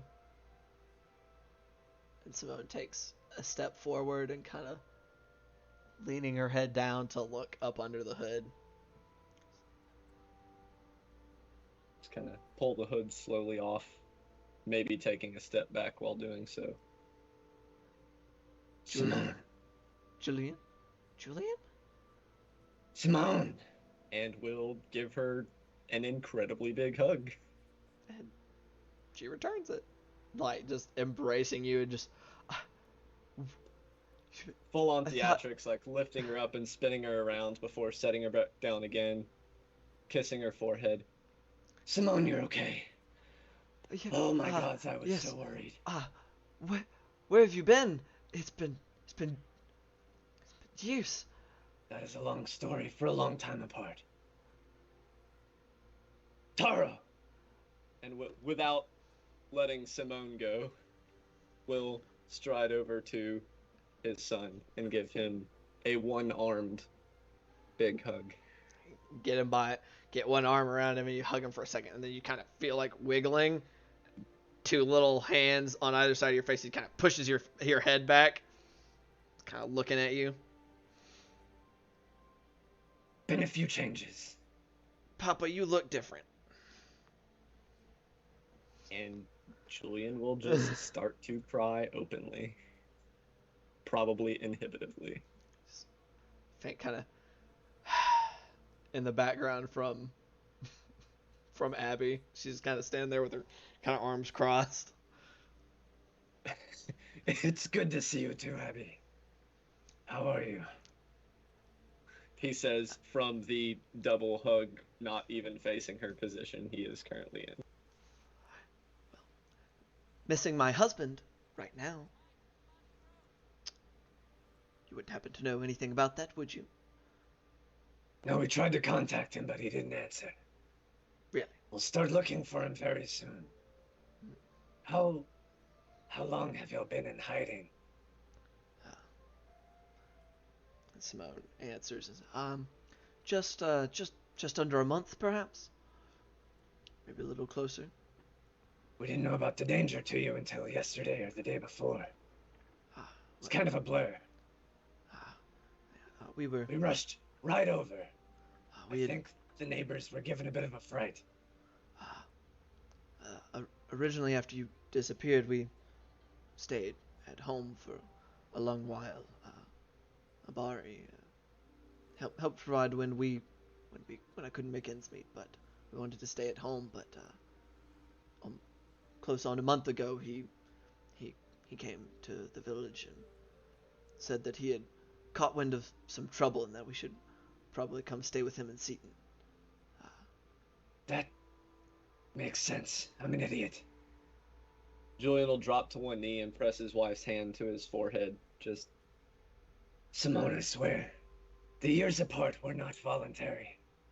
I was held against my will, and I've missed you every day. What happened, Julian? My boat, It crashed. I was taken in by... Turned out to be an associate of the pirates. I did not know. I was held against my will until I was left for dead. For years. I don't even really know how long. How long has it been? Close on 4 years, a little over, closing on 5. Still leaking a few tears, just press his wife's hand to his forehead again. My light, I am so sorry, and I am back for you now. Who? I would have come sooner, but... Firstly, I was scared of this. Pressing his hand to his own face. And also, Julian. we got wrapped up in the war in Saltmarsh. We just got back. The what? The war over in Saltmarsh. She just tilts her head to one side. There is clearly very much to discuss. But I am not alone now. I have friends. Good friends. They have looked after me the entire way and are the reason I am still breathing. I would love for you to meet them, but they are currently at the Phantom something. A tavern, restaurant. We thought we would meet you there, but were informed it was not safe. That is what once your friend talked in my head. He's a talented individual. James advised that he should take a look just to be sure. Looking over his shoulder back at James, he'll just be nodding like, very smart and appreciated. And we'll take out another 50 gold coins and hand them over to James. Oh, it's not a large sum, but thank you. Just kind of raises an eyebrow. This is quite a bit. Your brother's been a good partner and boss for a long time. Least I could do. No, this is from me, not from him. And Simone, I have for you. He's gonna take out the bag of holding, and first he's gonna take out the bottle of wine. For us, for later. Lovely. And then he'll take out the flowers, like very carefully extracting them, so to get them as least crumpled as possible. Shockingly enough, you pull them out just like when they got put in. You'll just get a quick message in your head, Gloob. Good work with the flowers, thank you. Cutscene to Gloob just like in a bubble bath upstairs or some shit. Oh yeah. Are you okay? It's going great. We'll hand Simone the bouquet of roses. And then lastly, he'll reach in and pull out the small wooden case holding, see what it was. Earrings. So a small wooden case with little pearl earrings. And she just kind of takes the wine, and then you go to hand her the roses, and she's got those in one hand. Then you go to hand the box. She's so kind of Taro, darling, here, and hands off the roses. She like brief second is like definitely the flowers, and hands the flowers to your son, and then takes the box open. Julian, where did you get the money for these? All of this. Turns out saving a city is lucrative. You really have a lot to explain. Yes, we do. This is lovely. Thank you. Were you staying here for the evening or moving again? We were going to be here for one more night, I believe was the plan. And she looks over it and just kind of nods. He turns. Whoever's looking is still around. They seem to be not satisfied with just your brother. What information do you have on that? probably a little less jubilant, a little more sharky. We're not sure. We never really got a good look. We never really found anybody. Your brother was looking to maybe hire somebody. You know, except he was trying to find somebody he could trust to look into it. But ever since your brother disappeared, we've been losing people. Some of the safe houses have been compromised, we think, and the longer this goes on, the worse it gets. Right. They'll send a message to Gloob. We'll be staying here for the evening. They'll be moving again tomorrow. And then we'll give a rough description of the area that they are in.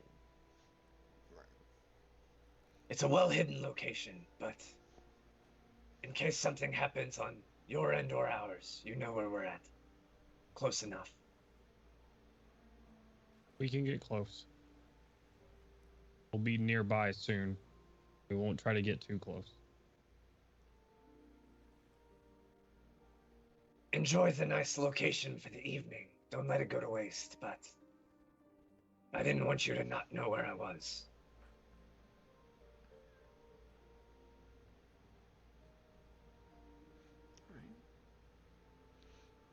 So as everybody settles in for their evening, the three of you over at the Phantom Palace, and Julian at your undisclosed under apartment location. That's where we're going to go ahead and take our break. Hey. So, thank you guys so much for being here. Thank you all other people so much for being here to watch. I've enjoyed myself so far. I hope you all have as well. But we're going to step away real quick for a quick bio break. Stand up, stretch your legs, refresh drinks, all that fun stuff. Advise you to do the same. But at the same time, don't leave the channel. Stay right here because we're going to be right back with who knows? Intrigue, excitement, more shopping maybe. Who knows? It's a mystery here in the Ghost of Saltmarsh. But we'll be right back. Bye. Bye. And hello, everybody. Welcome back to this here session of the Ghost of Saltmarsh with all of us that were here about 25 minutes ago or so ish, more or less. Give or take. I think y'all are the same. You could have been like taken by changelings or something in the interim. I don't know. That being said, first half of this session on this Monday evening, our heroes fully arrived in Seaton. Gloob and Bart continuing to have a naparoonie. Julian and Jakob making their way to a tailor of renown that Jakob knew from his time spent in the city that his wife would use for her dressmaking necessities. Visiting Ravishing Raina's fine works and clothwork, they put in an order with Raina herself for a nice set of clothing for Julian. Then promptly left, and Julian bought himself some more standard fare from a thrift shop, as well as some spare boots from a cobbler, and Jakob found himself some discount smut from the same thrift shop. Making their way back to their friends who had then woken up by then, Gloob giving a little prank on Bart, which ended with him in the drink. They got together, made a plan, shot some few messages Simone Orosi's way, only to discover that she was not at Abari's house and was at an undisclosed location for safety. They then planned to meet her at the Phantom Palace, which is a nice tavern in the Crown of the Market Ring within Seaton, or the Jewel of the Market Ring within Seaton, to get a kind of iffy, wishy-washy response from Simone.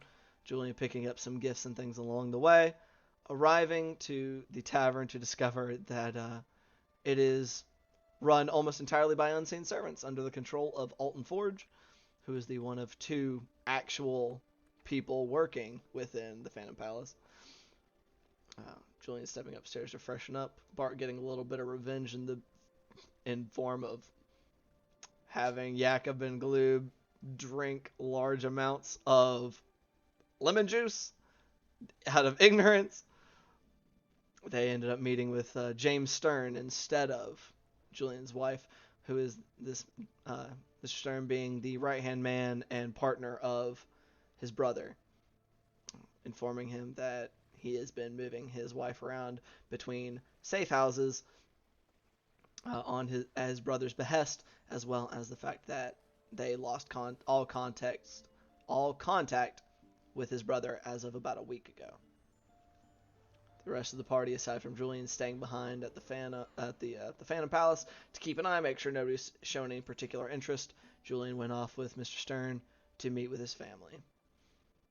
Doing so in a pretty well hidden safe house, and a tearful reunion was had, and we settle in to, I say, the night. Y'all actually have still most of the day. It's like a little afternoon. So if there's anything else anybody would like to do during this first day here in Seaton. I'm just gonna make this easy before bowing out. Julian is gonna be sharing his last few years, sparing the gory and super unpleasant details, but letting her know the gist of things. And that will probably consume his whole day. Okay, just going over everything out of curiosity for myself, for knowing what Simone will know. Are you leaving anything aside from like gory details out?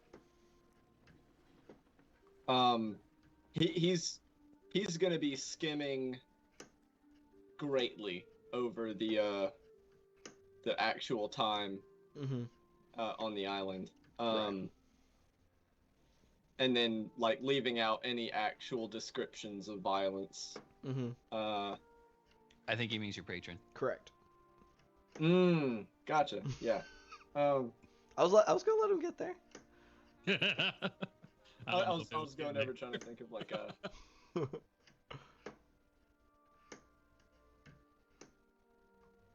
He will tell her about the first meeting, where he had his. Interesting.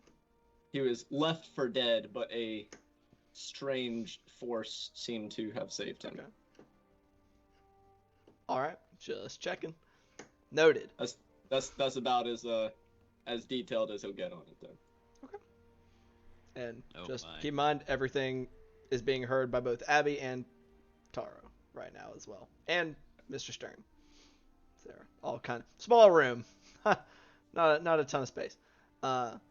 All right, but she definitely gets the cliff notes of everything else, like your general adventures and stuff. Gotcha. Okay. So if that's what you want to do with the rest of the day, I guess other members of the party who are back at the Phantom Palace. Is there anything that you guys would like to be doing for your day, since you've received confirmation of the general whereabouts, which I'll say, Glib, if you kind of relate the description that Julian gave you, Jakob, you'd be able to pin down the general location since you're familiar with the town, city town. It's kind of somewhere in the middle between there. But y'all know he is with his family, is relatively safe. Is there anything you guys would like to do for the rest of your day? Good. I'm gonna find Bart first. If Gloob's with him, then Gloob as well. I will probably be with Gloob because Bart's about to have himself a spa day. Oh shit! Go hang out in the big bathtub. Just in there wearing nothing but a pipe, smoking pipe. Right. Since both of you are together, then this makes this easy. I'm gonna come in, still wearing. Actually, would have taken my armor off, because I would have laid down in the bed and been like, "Damn, would have been a really nice bed for Julian and his wife." But I'll sleep here. It's fine. Make that sacrifice. Bite the bullet. What a hero! But after doing that, I'll walk into the bathhouse, still wearing clothes, or bathroom, still wearing clothes, and say, now that Julian's found his wife, it's probably about time that I go and find mine. She in town? Did you hear about that earlier?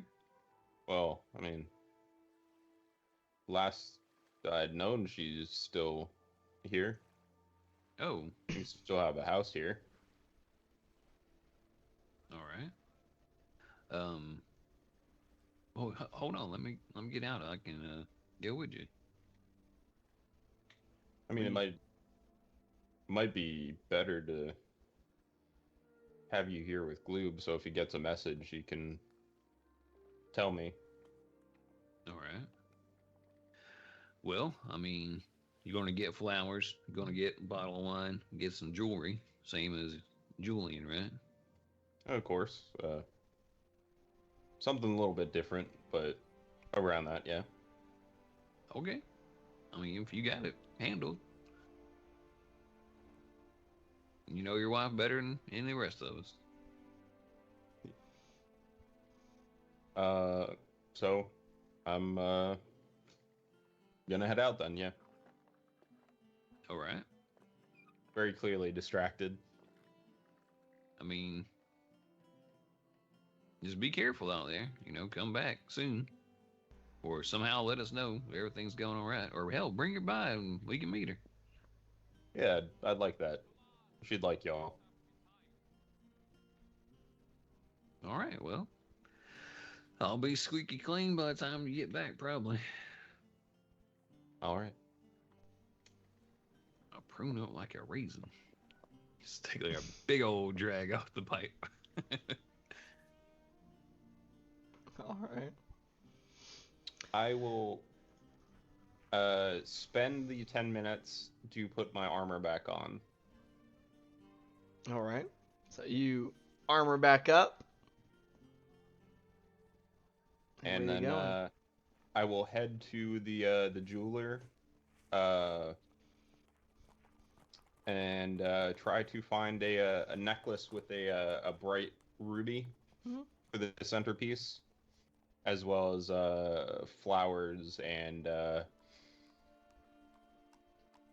I'm blanking on the word for the alcohol.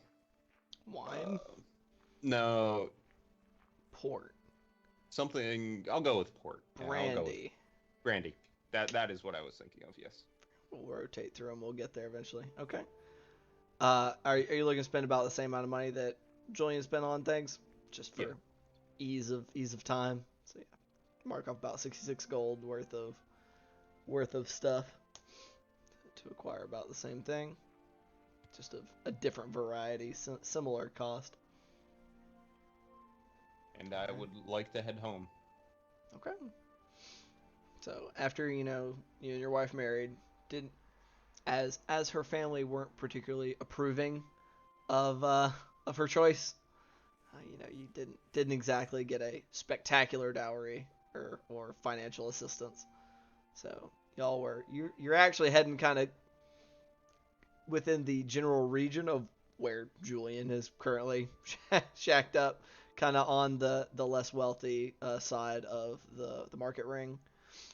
Not quite in the docks, and you guys had a little more money than that. Y'all weren't exactly destitute either, because your wife was skilled at what she did, and you busted your ass when you weren't drinking it away. You fucking loser. I'm sorry. But if you head back that way, familiar sight. I'll stand outside of the door. Is there are any of my letters there, or Roll a quick perception check for me, okay? or investigation, your choice. I'll gladly take perception. That's gonna be a 14. 14. I'll say you do see a couple of the newer ones. And I'll also say with that 14, little, not like disgusting, but I mean, doesn't look like anything's been cleaned recently out here. I will pick up the letters.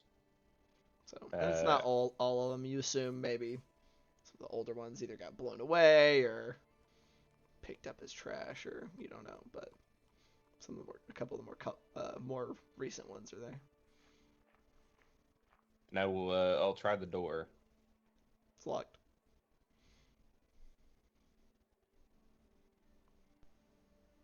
I'd assume that I have a key to the door, or had a key to the door. I mean, that's up to you. Did you leave her what would have been your key?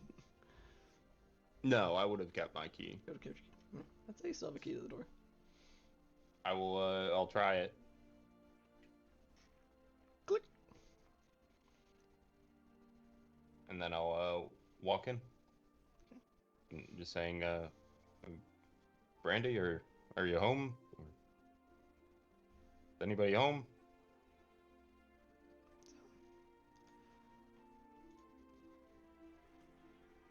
That's not quite what I want. That's more what I want. You step into a very quiet house. Wasn't giant, but you peek around. I mean, it looks really similar to how you left it when last time you saw there. Furniture's still there. I mean, a pretty solid layer of dust.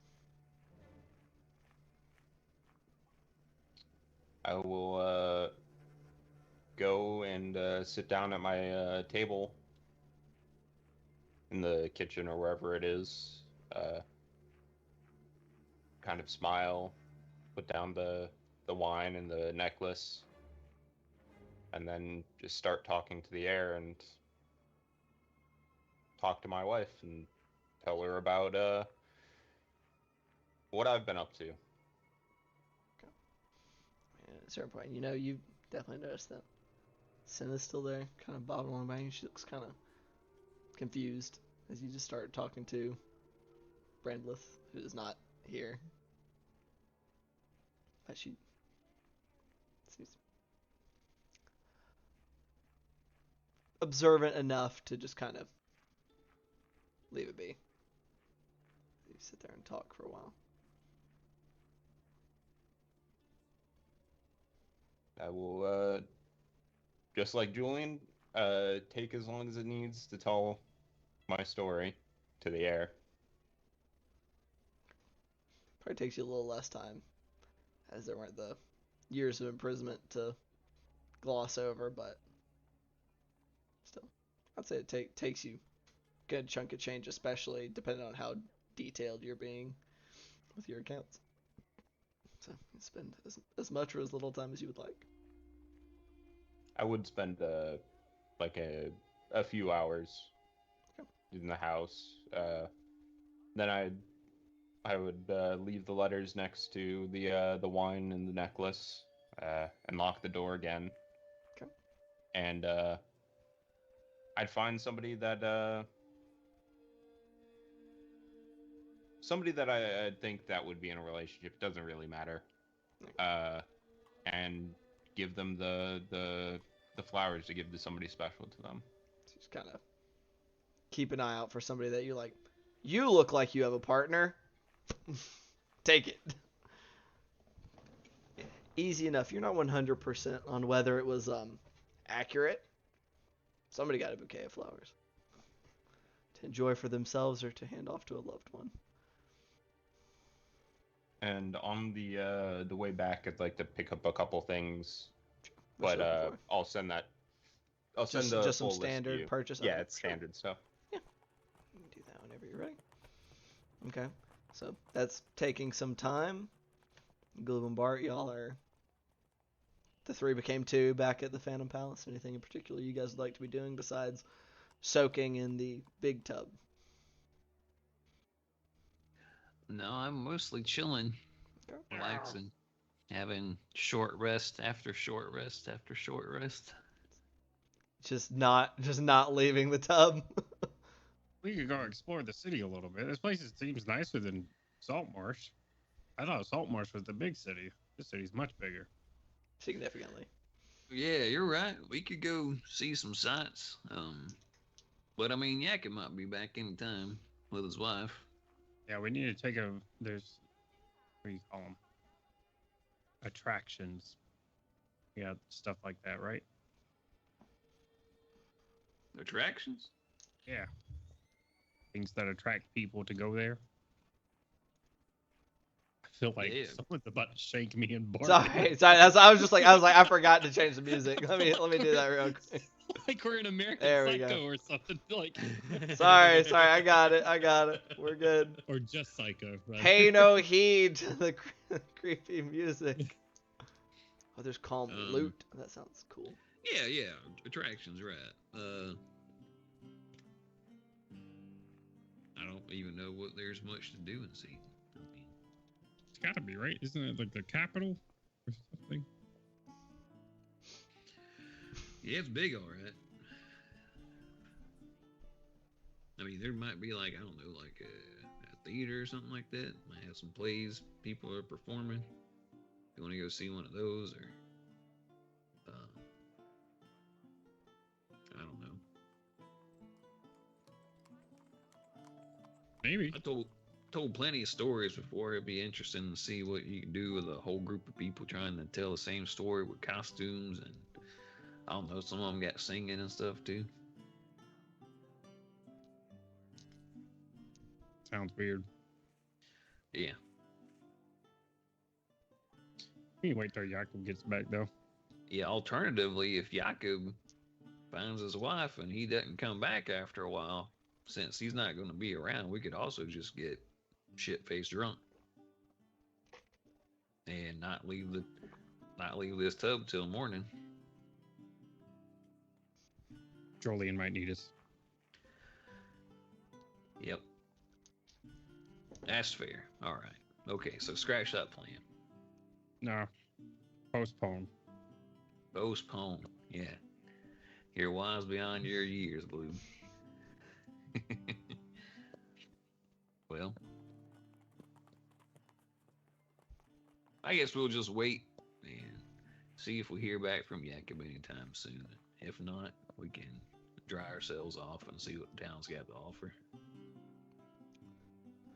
I'll spend just the next several hours just in that tub. In the tub.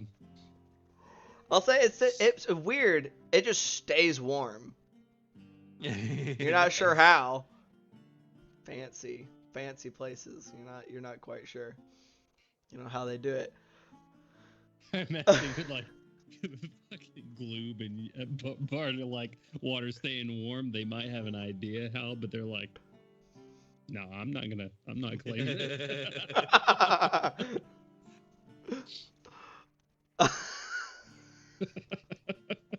damn it. Y'all are fucking nasty. That's fucking disgusting. That makes sense. Thankfully, nobody really bothers you guys because you're like soaking in a bath at like 1 p.m. So Yeah. most people are just kind of like, yeah, no, they're just using the loo, like they're using the loo over, in a different room, like they're not, y'all are more or less undisturbed outside of like every now. So is this room loosely attached to the loo? Am I going to be having to like yeet prestidigitations over here to? No, this like, place is nice. It doesn't have leakage, you know. Pardon you. All right. Like it's like y'all could hear like foot traffic going to and from Right. out in the hall, but nothing disturbs you guys. You got a halfling and a purple frog just chilling in a big tub, and like Right. both wearing nothing but their hats, and someone comes in just simultaneously. My patron, like. Bath's so big, we're both standing up in it, just like. I mean, basically, it's supposed to be like a public bath. So, oh man, but yeah. So I mean, a few hours pass. Eventually, Jakob returns, presumably, after doing some shopping that will be disclosed at a later date. Yeah. Presumably, nothing too crazy. They're where you left them, Jakob. You can come back. They're getting. Bart is getting a little pruny. Glib, not so much. Also, probably has some pretty bloodshot eyes at this point too. Ooh, whew. Oh, you've It's been puffing the not all whole steam. time. It's not all steam. Oh, yeah. I'll probably hotbox in that room a little bit. Like, Gloob, you're get a little blowback there. A little blowback. Oh, there's healing vapors in this room. For his part, I figure at some point in those 8+ hours, Julian will also get the opportunity to talk to Simone and Abby about their experiences over the last few years, and also discuss a little bit more of what's going on with Abari being missing in the last week. Yeah, I mean, it'll be a pretty brief rundown for what has been going on with them. It's but been I wanted to put out a that lot it of was the a two-way same discussion before we absolutely wrapped up the day. telling you that. And I mean, for the stuff with the Bari, it's just they don't know, just gone. And I mean, you'd probably get that like they looked over like their house, like his and Abby's house, and from what James was able to ascertain and the people that had been with him at that time, it looked like there had been a very brief struggle probably, but little evidence beyond that. Like no like blood or anything, no like swaths of, like from a blade, but like some furniture had been displaced and a little bit like, Abari disappeared from his home, not from a safe house. it looks like it. Like maybe he had gone back for something or to check something or. So. Gotcha. I misunderstood that. I thought you were saying he disappeared. He had been moving around with your wife and son and his wife. Or it had been just moving your wife and son, and then at some point he shuffled his wife in and among there, and he kind of separated, having James and some of his other guys, like his other contacts and stuff, keep moving them around while he tried to figure stuff out. And at some point he disappeared, and the last point of contact had been his home, and that's where they saw like a brief and bloodless evidence of a brief but bloodless struggle. I misunderstood that. All right, glad I said something. Happy to clarify. That being said, once Jakob returns, it's mid to late afternoon. Is there anything you guys would like to do for the rest of your evening? Hey, welcome back, Jacob. Were you unable to find her? No. Seemed like she hadn't been there for a while. But I left her the things about her at the house. All right. I mean, maybe she went with her parents or something like that. That's not very likely. Last time they saw each other, it wasn't very happy. A lot of you're dead to me. Oh. I don't have a daughter. Where else would she have gone? I'm not really sure. You maybe got like a painting or something of her back at your house? Or maybe your parents would have like a painting of her we could get if they're... Well, you said they're kind of far away, aren't they? Yeah, they're closer to the Dreadwood than anything. Right, yeah, that's what I thought. Well, do you have a painting of her at home or a portrait or something? How much would a portrait have? Well, how much would a portrait have cost? Depends on the size of the portrait and who you were paying to do it. I will say, I think you gave Bart did try to send a message to her at one point. I can't remember if it was based off just physical description or if you had a picture of her somewhere. It was just physical description. Didn't you have a locket or something like that? Or am I misremembering? No, I have my daughter's necklace. Yeah. I think you're thinking of Melgrim's wife's necklace in the other campaign. I am. No, we'd always talked about getting her one, but those things are kind of expensive, when you want a nice one. Right. Yep. Well, Parents probably would have been able to afford one. You do know that. I mean, if her parents kept it, they would have one, but I'm not very confident in that, and I'm not really sure if I would survive another meeting with them. all right. Right. I mean, you told me a little bit about what our kinfolk are kind of like, you know. Okay. Well, do you know any? I don't know. Well, hell, I mean, I don't know what kind of friends and stuff y'all had in town. Y'all know any magic folk like Julian who can make an image of her or anything like that? So I might be able to send her a message a little bit easier. I mean, anybody can be a magic folk, but I didn't know anybody. I mean, that outright said it. Usually, it's just my drinking buddies and her work associates. I mean, I can try to send her, use some sending on her again to tomorrow, but I can't really do it right now. I'm kind of a little drained. Yeah, that's fine. I think that wouldn't be a bad idea. Yeah, absolutely. Well, me and Glue, we're gonna go see if we can, I guess, go to a picture play theater thing. Or anywhere else that's cool in Seaton. Yeah, what's good to do? What's good to do in Seaton? A lot of drinking, but Well, second best thing to do in Seaton. do I know of any attractions that are Seaton specific? Attraction is a very strong word. Isn't there a king? Can we go see him? We have nobility here, but the king doesn't live here. Oh, Specifically, there's a duke that rules this region from Seaton. As for things to do in Seaton, maybe, like I said, maybe a bit of a strong word. Things that are on the up and up, not a ton. There may be like traveling troops that come through every now and then. There's not like a designated theater anywhere within here. It's a highly like a purely commerce town for the most part. That's the thing. That's the direction that the crown pushed to try to develop Seaton in.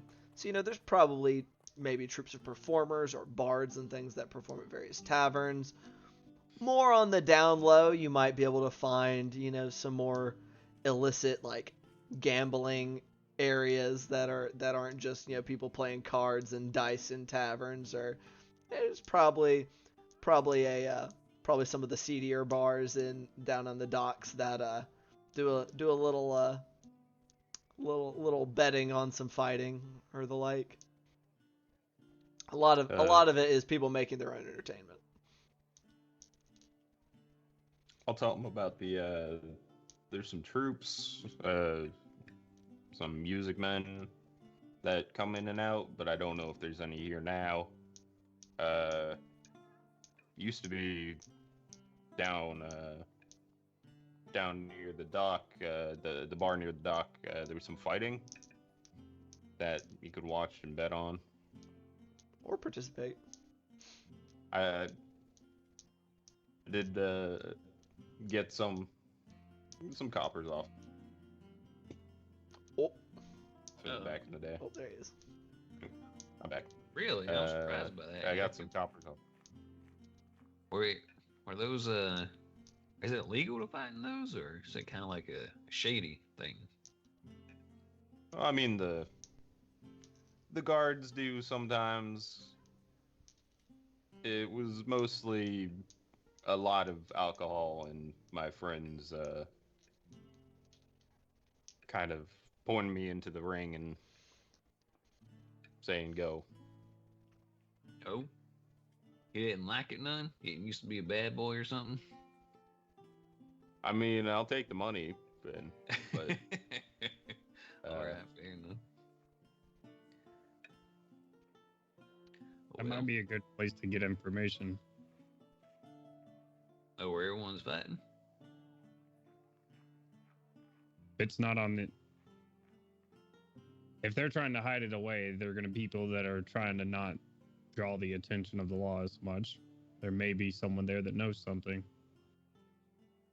Well, I think Yak could probably get some information, but I feel like if we go around with a halfling, a grung, and a human in full plate, we'll probably be noticed pretty quick as, well, who we are, if those folk know what they're doing.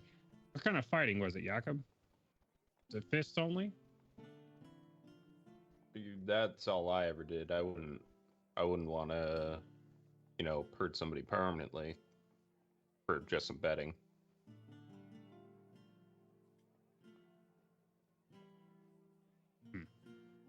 You never really looked for any like gladiatory events. So what was just in the public eye was like bare knuckle brawling. That would be the shadiest thing that Jakob would have done. So You would like I said, those perform outside of musicians who would perform within taverns, any of the troops that would, generally speaking, perform anywhere that you would know of as some of the ones that were, being either tighter on their coin or were tight on coin, they would sometimes perform in the evenings, like on the docks once they were clear. Stuff like that. Well, I don't know, Yak, this is your town. You show us where the good time's at, I guess. I'll defer to your supreme talent and wisdom on the subject. I mean, all right. Is it late in to be on the water? Like I said, it's probably y'all are getting into the late afternoon. You, generally speaking, performers would kind of start poking out like near the end of dinner time / after dinner, because that's when everybody had fully moved off the docks and they weren't as likely to just get kicked off for obstructing business. Like guards were a lot more likely to just go, "You're not hurting anything, whatever," and it makes hanging out down here, it makes my job less boring, so I can watch you do your thing. So. And I will tell that to Barton Glue. So we can do that. There are those fights, but they do tend to get a little bit rowdy, and all the bars, but I can't really do much there. Let's go to these. I guess go to these fights, or go to watch a troupe, or whichever. I don't know. We can go see the troupe, and if the music don't sound good, we can just go watch people fight. All right. So y'all wait until after dinner time, and you're gonna go down to the docks. Mm-hmm. All right. So y'all hang out. I assume eat something there, either there at the Phantom Palace or go down. So y'all become acquainted with the other living associate of the Phantom Palace. As you see him briefly through the swinging doors, handing stuff off to unseen servants. Appears to be like a half orc fella back there working the kitchen. But food gets brought out to you. A little pricey. For what y'all are expecting, about 2 silver a piece for a dinner. But after that, a fine dinner. This is like a nice salmon steaks and mashed potatoes and some greens that are like garlic green beans and stuff. It's very nice food, like a nice little slice of lemon on top of the salmon. Jacob and Glue may eye a little crossways. I don't know what a lemon looks like. All I've seen is the juice. So So I mean, you taste it faintly in the salmon. It's not quite so overpoweringly overpowering as it was in one fell swoop. It's quite nice in small doses, you find, when it is used to accentuate a separate dish. But y'all have your nice dinners. This, weirdly, like, Bart, this is impressively good cooking. Even for you. Oh, Like, what? oh, You're like, nice. dude back there knows what he's doing. But y'all finish up your meal and make your way around the edge of the ring, and getting back dockside as the sun's kind of sinking low. Haven't heard anything from Julian in a while, so presumably everything's going good. But and let's see. Let me see something here. Okay. So what y'all find out there this evening is it's a smaller troop. It's only about four people.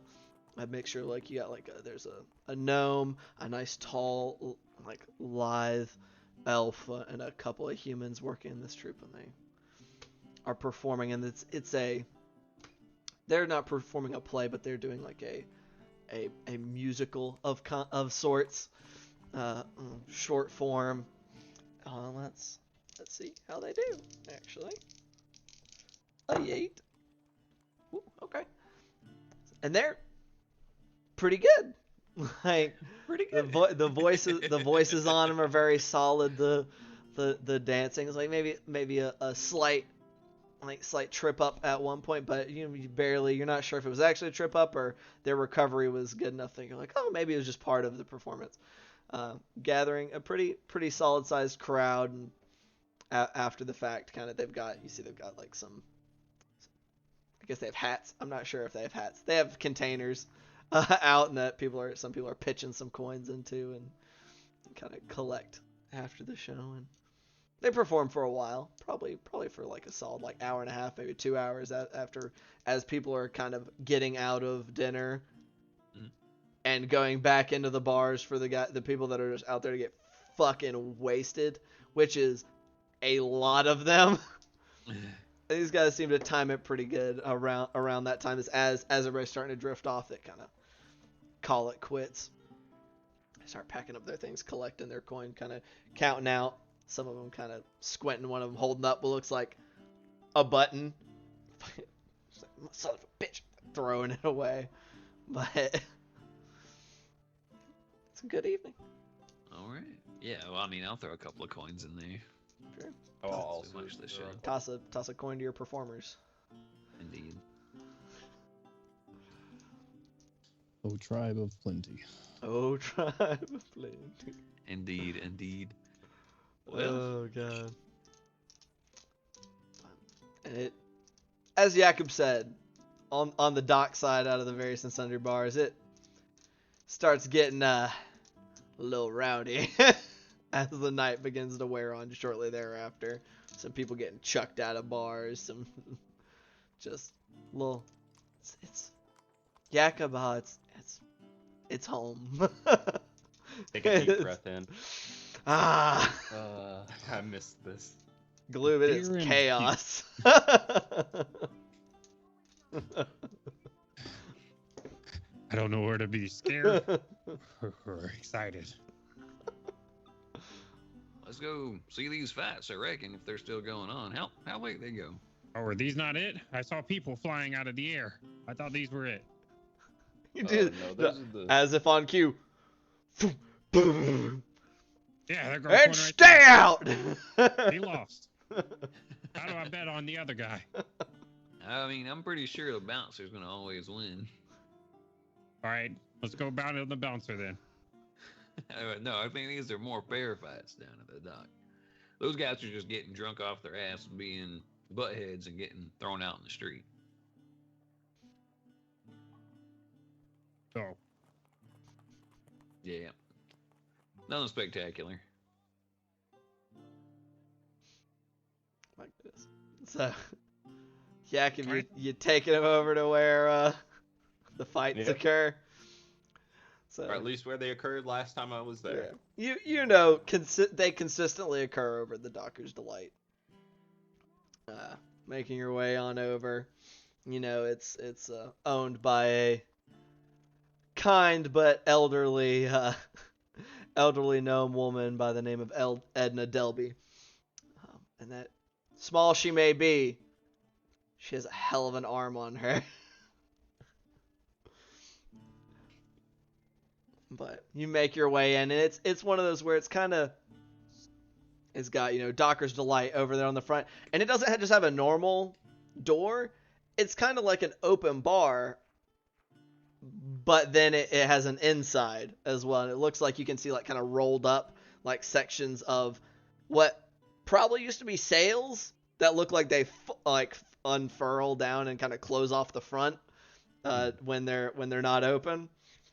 But you have these like sections of these long bars of seating and stuff that are right there on the outside, and then big opening in the middle, as well as kind of being able to go around the sides and go in to the tavern proper, where there's another long bar with a old female gnome that you see, and it is, in contrast to Farronzal the Butcher, is also missing an eye, but has no eye patch to cover it, and so you just have this divot. You can just see the back of her eye socket in on one side, and the other one squinting all anger, like as you see her like yelling at people, sliding drinks out, and then also has an empty tankard in one hand that occasionally she'll just smack somebody with. When like just without looking, like somebody will start reaching across, trying to like reach over the bar, and it's right down on the fingers, bringing it back. When I see that happen, I will reflexively touch the top of my head. Go. Yeah, just don't get her upset. So this is the fight. How do I bet on her? No, the fights happen over here. But I'll as I assume I know Edna, seeing as she's hippie in the head. Oh yeah, you're very familiar with Edna. Everybody loves her to death, but at the same time, she takes no shit. I will go up to her and in Gnomish talk to her and say, Edna, it's been a long time. I'm glad to see your face again. May or may not be happy to see yours. What can I do for you? We're looking to bet on some, I'll brush my fist on my face. She just looks at you and goes, and points towards the back of the room where at that time, yeah, somebody just fucking decks another guy in the face. It's like a ring has been made of tables and chairs and stuff. It's just kind of this open area as there's two guys beating the brakes off of each other in the middle. Ah, perfect. I'm not the referee for all that now. I know. You should take a chance at it, though. I'm sure you would win. I'm not gonna risk it. I'm running me bar. And all these thieving bastards, whack! Would steal my booze while I was doing it. Wouldn't put it past them. Well, you gonna hop in the ring again tonight, Yakum? Maybe. Out of curiosity, are y'all still in full armor? Oh no, I don't think I've taken armor off the boat actually. Oh, so your armor is on the boat? Yeah, I wasn't wearing armor on the boat ride over. Gloob's armor is a part of his ensemble, so yes, very much so. Yours is also a little less overt than those who have plates. The armor stays on. Unless I get into the fight pits. Yakov is drawing glances. People are just kind of like, he's a big fucking dude in a lot of armor. Do you have your sword?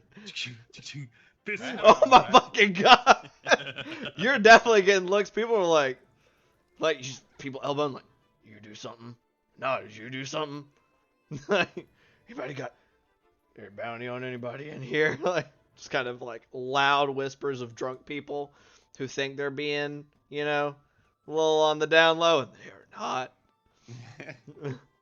There's a war going on. Was a war going on. What? Yeah. Where? Sahuagin. Saltmarsh. So what? Sahuagin. The Fish fuck's a people. Sagahan? A Sagahan. No, you got me saying it wrong. It's a Sahuagin. It's fish people. He squints at you real hard. What? You're a frog. Nope. Are you one of these you one of them fish people? Do I look like a fish? No, you look like a frog, but you said you're not a frog. Right. Just go back to your drinking. It'll be fine. All right. Just turns back to his buddy. He's not a frog. I don't know what. I don't remember. What's this? What's this? Just trailing off into confusion. How has nobody heard of the war? People in Sweden, they're very in their own business. Nobody's even heard of it, though. He said there was help sent off for. Well, it seems like it got blocked. Nobody even heard of it. Something might have happened to the people that we sent to get help. A whole war?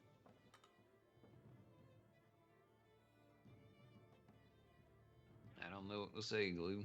I figured more people would have heard about it, at least a little. Just maybe in passing. But I guess city folk kind of live in their own world. Guess so. Yeah. If we can find a table that has a viewing of the fighting, I'm gonna sit down and just reflexively start taking my armor off, not really knowing what I'm doing. All right. Okay. Getting ready to go in there, son? Oh, guess old habits really let you wear this in the ring. All right. I mean, they let you go in there at match gate or anything like that? I'm sorry, what? They let you go in there with any kind of magic aid or anything like that? I mean, I feel like that'd kind of be cheating, but I'm not sure if they have a way to check for that. I mean, they got rules, right? Yeah, no biting, no weapons.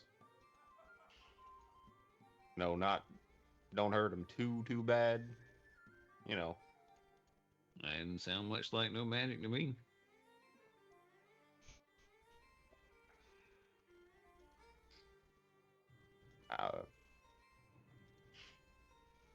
I don't know. All right.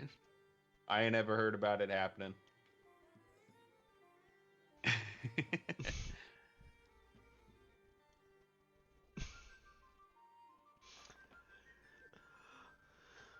Oh boy. Oh, you still got that ring I gave you, right? Yeah, I do. As I showed you my pinky finger, the ring on it.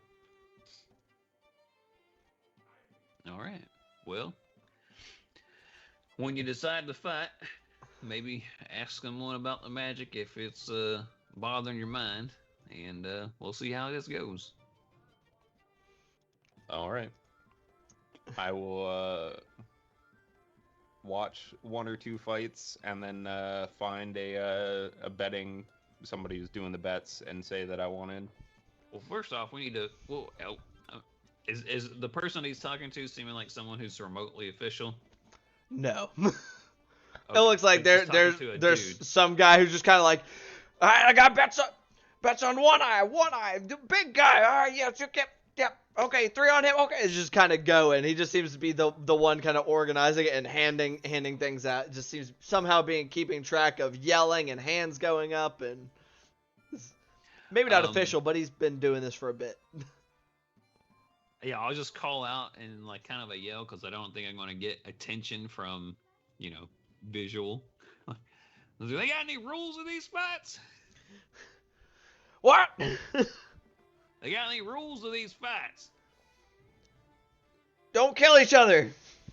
Awesome. That's good. I don't like people killing each other. And, yeah, I will, I don't think there's any tenets of sorority that says that you can't bet on your homie. Just as a quick aside, the amounts that are being thrown around in here are not going above coppers. Oh, shit. So these people are just betting change, essentially. To you, baby. Oh, yeah, fair enough. Just change.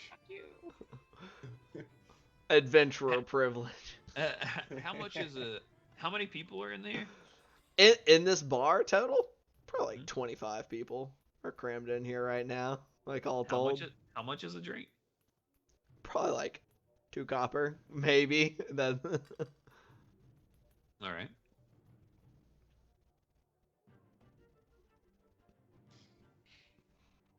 so are you just hopping in at some point there? Yep.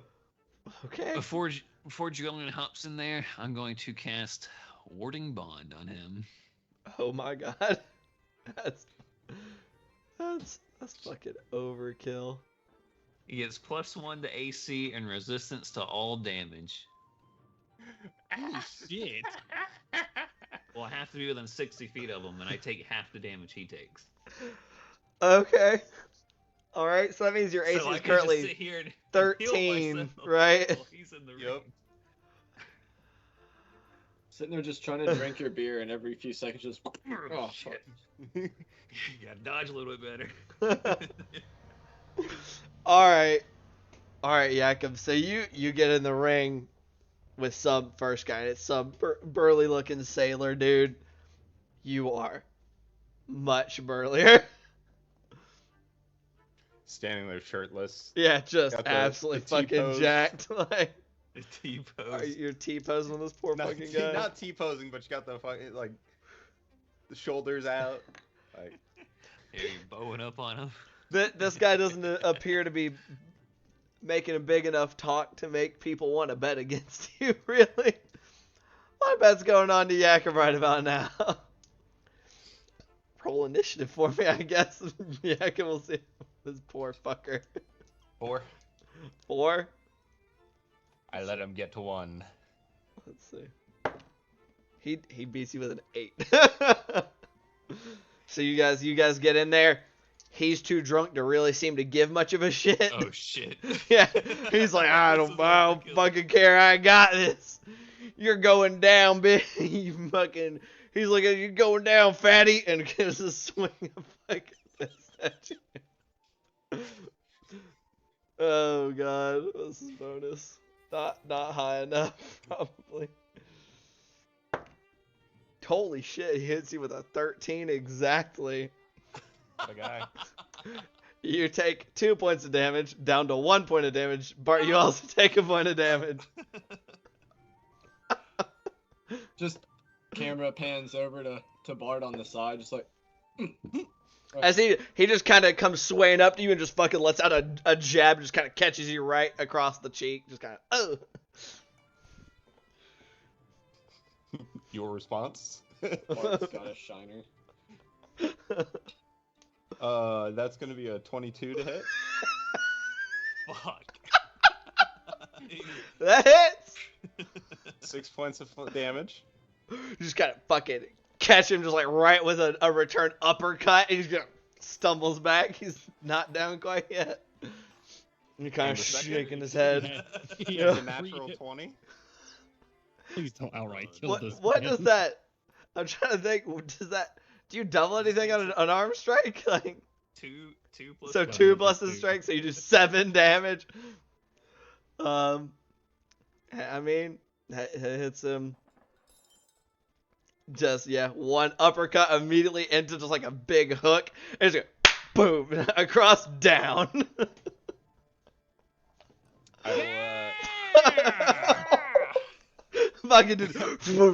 At this point, you're not even gonna have anyone cheering. You're just gonna have a bunch of people looking at you real disappointed. I will He'll bend have over two to people check cheering for. check to make sure he's alive, and then once he's if he's alive, is he? He is alive. He is very unconscious because I'm assuming you were not doing No. lethal damage. No. Oh I yeah, will, it's probably a little. His jaw might be a little looser than it's supposed to be, but I mean, he's not dead.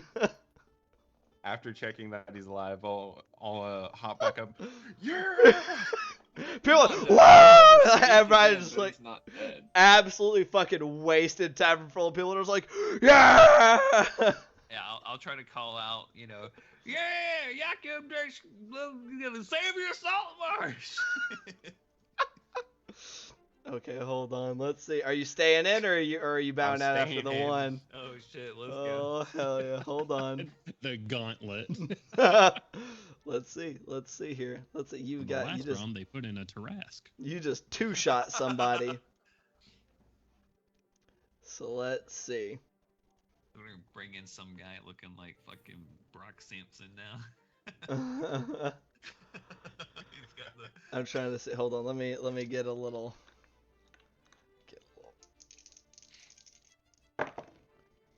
Oh, okay. Sorry, I had to make an impromptu like head chart of foes. And that was a 91. Tarask. Tarask. No. Why? No. We can't do anything against Not a Tarask, but a big dude comes shoving up. And this dude he's taller than you, Jakob, maybe not quite as well muscled, but he's a big fucking guy. He looks like a big scar kind of going across. He's bald on top, just this big fucking hulking guy. He looks probably the personal muscle of some like ship.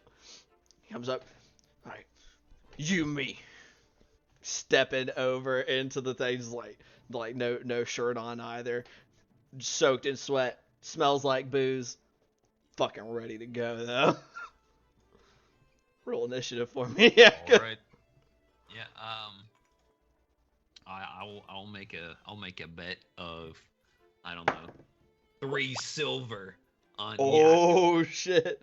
This guy's bigger, so let me see what let's take a quick how's the room feeling? How's the room feeling about this? Oh shit. Okay, it's a little more even. It's closer, maybe slightly in this guy's favor. Like maybe some people have seen him fight, but it looks like you said you put up 3 silver on this guy, and people are going, "Oh shit, this might be an opportunity to win some money." So some money's going up onto the other guy. And what was that for your initiative, Jakob? 16. 16. You beat this guy by 1. He got a 15. You go first. Hell yeah. All You right. guys know how long warding bond lasts? An hour. Yep, let's go. 27. 27 hits. Boom! And kind of get him in the ribs. Oof! He takes it, but it seems like it hurt. But because you do 6 points of damage per hit, right? Mm-hmm. So it looks like it hurt him, but I mean he takes it like a champ. Like This guy's a barbarian. He's gonna have resistance as well. This is gonna be like the sludge match of the century. Slug match. so that was the first hit. You got a second attack there, Chief? Do melee or fist attack on armor strikes count as a weapon attack? Technically speaking. All right. Are you gonna use maneuvers on this guy with your fists? It's about to get outmaneuvered. He attacks him. What'd you hit him with? 24. 24 to hit on the second one. That one also is kind of boom, and immediately just like rib shot, just boom, boom, just hitting him, and it definitely hurting. But he's taking it. This will be a menacing attack. That's gonna be a menacing With a D8. attack. Okay, what's the DC on that? Wow, that's 1 point of damage. 16. 16. Alright, he has. If he clasps his hands together and gives him like a William Shatner slam, is that technically a great weapon master No, attack? no, it is not. He does not seem particularly perturbed. You said it was 1 extra point of damage? Yep. Okay. Big damage. Big damage. Okay. So you hit him with those two, boom, boom. And he's going to come back in with 3 melee attacks. Oh shit. Uh-oh. Uh-oh. Just kind of shakes off and just starts coming at you with that first attack. What's his bonus? 7. That's a 15 to hit on the first one. That hit. So you take 6 points of damage down to 3. Bart, you take 3 points of damage. I'm just gonna yell, keep your guard up. Shit. Well, kind of replying to you with also a shot right in your ribs. Second attack. That's an 18 to hit. And rather he like feints to go for the other side, so you start to block that side, and then just hits you right again in the exact same spot. For another, it's all gonna be the same. Yeah. 6 points Yep. of damage. Yep. 6 points Ouch, halved. okay. Each of you take 3. Yep. Third attack. That is cocked. That's a 17. 3 more points of damage. This time he just comes up and just gets you with a quick jab right in the nose. Just 3 more points of damage to each of you. All right. And in response to that, more punches. More punches. More punches. Crazy. Fuck. I'm taking a short rest. Fuck. I need you to roll. Just roll a natural 1. Yep. Let's fucking go. This is my favorite thing. This is my Oh, favorite yeah. thing. I fucking love it. It's so fun. Is he just gonna run out of the fucking ring? Gonna make me lose 3 silver, Bro, 9 that- hit points? That'd be crazy. Shit. Jacob, do you have that pulled up, buddy? That chart? I can pull it up pretty quickly. I can pull it up pretty quickly as well. I usually got have it it up right all here. the time What'd you roll? as a 2. You're deafened for 1 minute. So all of a sudden, just your daughter seems to be getting like really overly excited. Like she seems to be getting hyped up by like all the yelling and people cheering and stuff and clapping, and she yells a word that you didn't know she knew before, but really loud. And all of a sudden you can't hear anything. All right. So that's that natural one. That's that first one. You go to punch, and as that goes out, you just swing wide, and he just kind of leans back and is like, ha ha ha, just like raising his hands up as you kind of recover from where you kind of lost your footing there. Okay, that's gonna be a 26. 26 does hit. You just come back in and just right in the gut, like from where you were hunched over, just kind of boom. He kind of. How's he looking? He looks pretty good. I'm gonna hit him with an action surge. Okay, you're gonna action surge, kind of coming in for 2 more attacks. Yep. For a dirty 20, which I am going to. Okay. I'm gonna try to trip him. Okay, you make a trip attack. Okay. Yep. And that's a strength saving throw, correct? Yeah. For another extra 1 point of damage. Okay, strength saving throw, another point of damage. Where's his? There it is. That is a DC save. dirty 20 for his save. Another 1 point of damage. Kind of as you go and you just try to like hook up behind one knee, and you go to yank, and he just not able to get his leg out from under him as he just kind of shakes you off.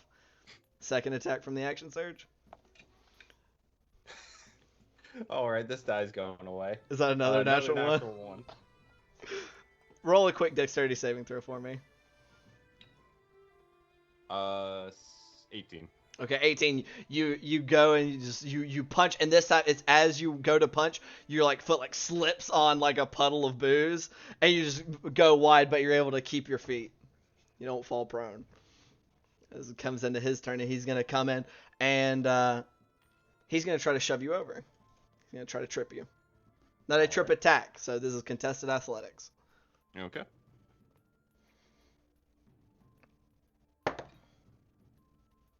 It's a 23. Fuck. So with his, you're almost able to get it, but he does come in. He just sweeps out a leg and just takes you out at the angles down from under you. You fall down prone on the ground, and he's gonna come in and use his other 2 attacks while you're prone.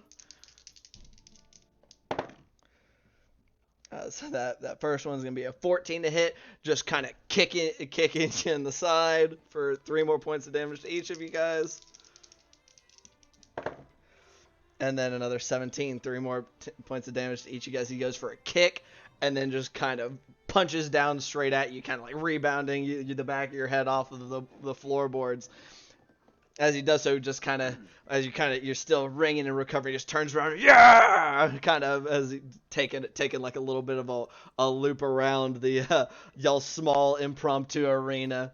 And everybody's kind of like, oh, you see some people who like bet like somebody's like kind of heckling you, Bart. And it's like, those 3 silver are gonna be mine. But that brings us to your turn, Jakob. I will stand up and say, this ain't over yet. Okay. Well, goodbye, dice. I'll just say to that guy, he can do this all day. Seen it before. Ooh. You're looking a little rough there yourself. Does a 10 hit? A 10 actually does miss as you come around. You go for that punch, and he just kind of slaps your hand out of the way on that first punch. Just kind of, get out of here. You're not going to precision strike with the 10? 15. 15 does hit. He slaps that one away, but then you come across like a cross just right across the jaws and kind of. Are you just leaving it at the attack? Yep. All right.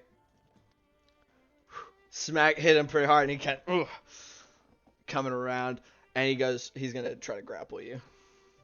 All right. That's contested, correct? Yep, it's a contested athletics. What is wrong with my rolling That's tonight? a 27. That's a 16. Holy shit. As he kind of comes around and gets, like, kind of grabs you kind of up around, like, one arm kind of up around on your shoulder and goes down and gets a hand under your leg. And he's going to bring you up and he's going to try to slam you into the fucking floor. Come on, Jakob! Stay on your feet!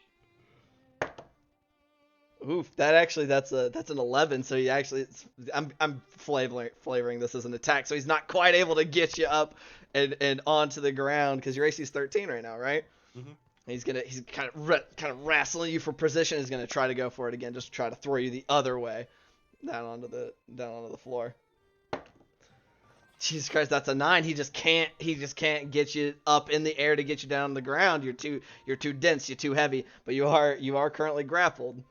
Not that does anything besides reduce your movement speed to 0, but hey. Oh, cool. Okay, then I will attempt to hit him.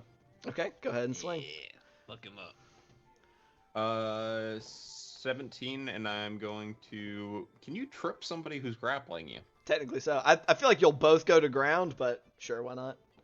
Will that give me disadvantage to hit somebody who's on the ground while I'm also on the ground? Yes. Fuck. If you're prone, yeah, all attacks made while prone are a disadvantage. But it's also, you get Right. advantage against people who are prone. Yeah, so it'd just be a straight roll while you guys are both on the ground trying to gonna hit try each trip other. them. Okay. Jesus Christ. Okay, and so that's a strength saving throw. And I did 7 points of damage. That's only a 10 for him at that saving throw. I just started rolling really bad, all in the single digits.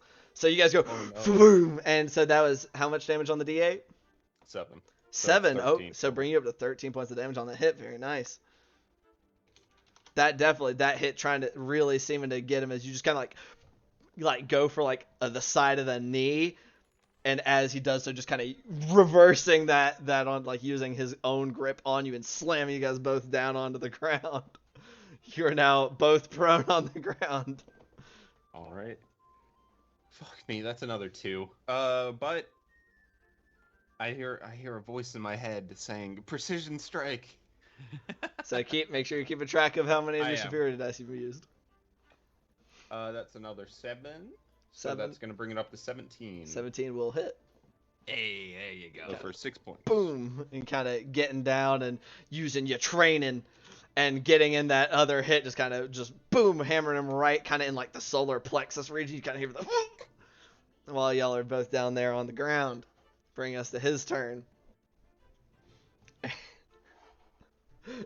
He's gonna kind of get up off the ground. He's like MMA style, and he's gonna try to like straddle you to just fucking box the shit out of you while you're on the floor. So he's gonna break his grapple voluntarily to get himself no longer prone, and he's gonna do 3 attacks on you real quick while he's got you right there. That's a natural 20. So you take fucking, what did I say, 6, so 7 points of damage, 4 to Jakob, 3 to Bart. Squoosh. God damn. That's a 22 to hit. 6 more points of damage. He's fucking using your head like fucking punching back. Like a speed bag, I would say. And then a 19 on the last one, so just just like, you know, when you're trying to keep your hands up, but your guard up while you're there on the floor, but he's just kind of bow, boxing around it. That's gonna bring us to your turn. He's kind of above you. I like to think Bart's got a drink that he spilled like 4 times now. And you go. Receiving is like,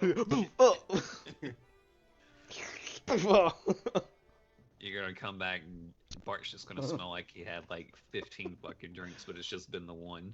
It's just all over him.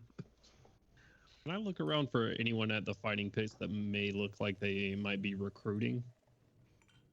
Sure. Go ahead and roll a perception or insight check, whichever is your preference. Oh no, there have been several hours that have passed. That's way gone. But a 15 plus 4 for 19. Okay. 19. Okay. So you're looking around. I'll say you start looking. We'll kind of go into this as you're kind of searching the bar while this fight is going on. Jakob, that does bring us back to your turn. What are you doing? Are you staying prone or are you getting up? Fuck. I already rolled the first one, so it's going to be a disadvantage, which stays the same for 12. A 12 just hits. Just Okay. hits. He's not armored. He's mostly a big beefy boy, not crazy dexterous. So hitting him for another 6 points of damage. Yep.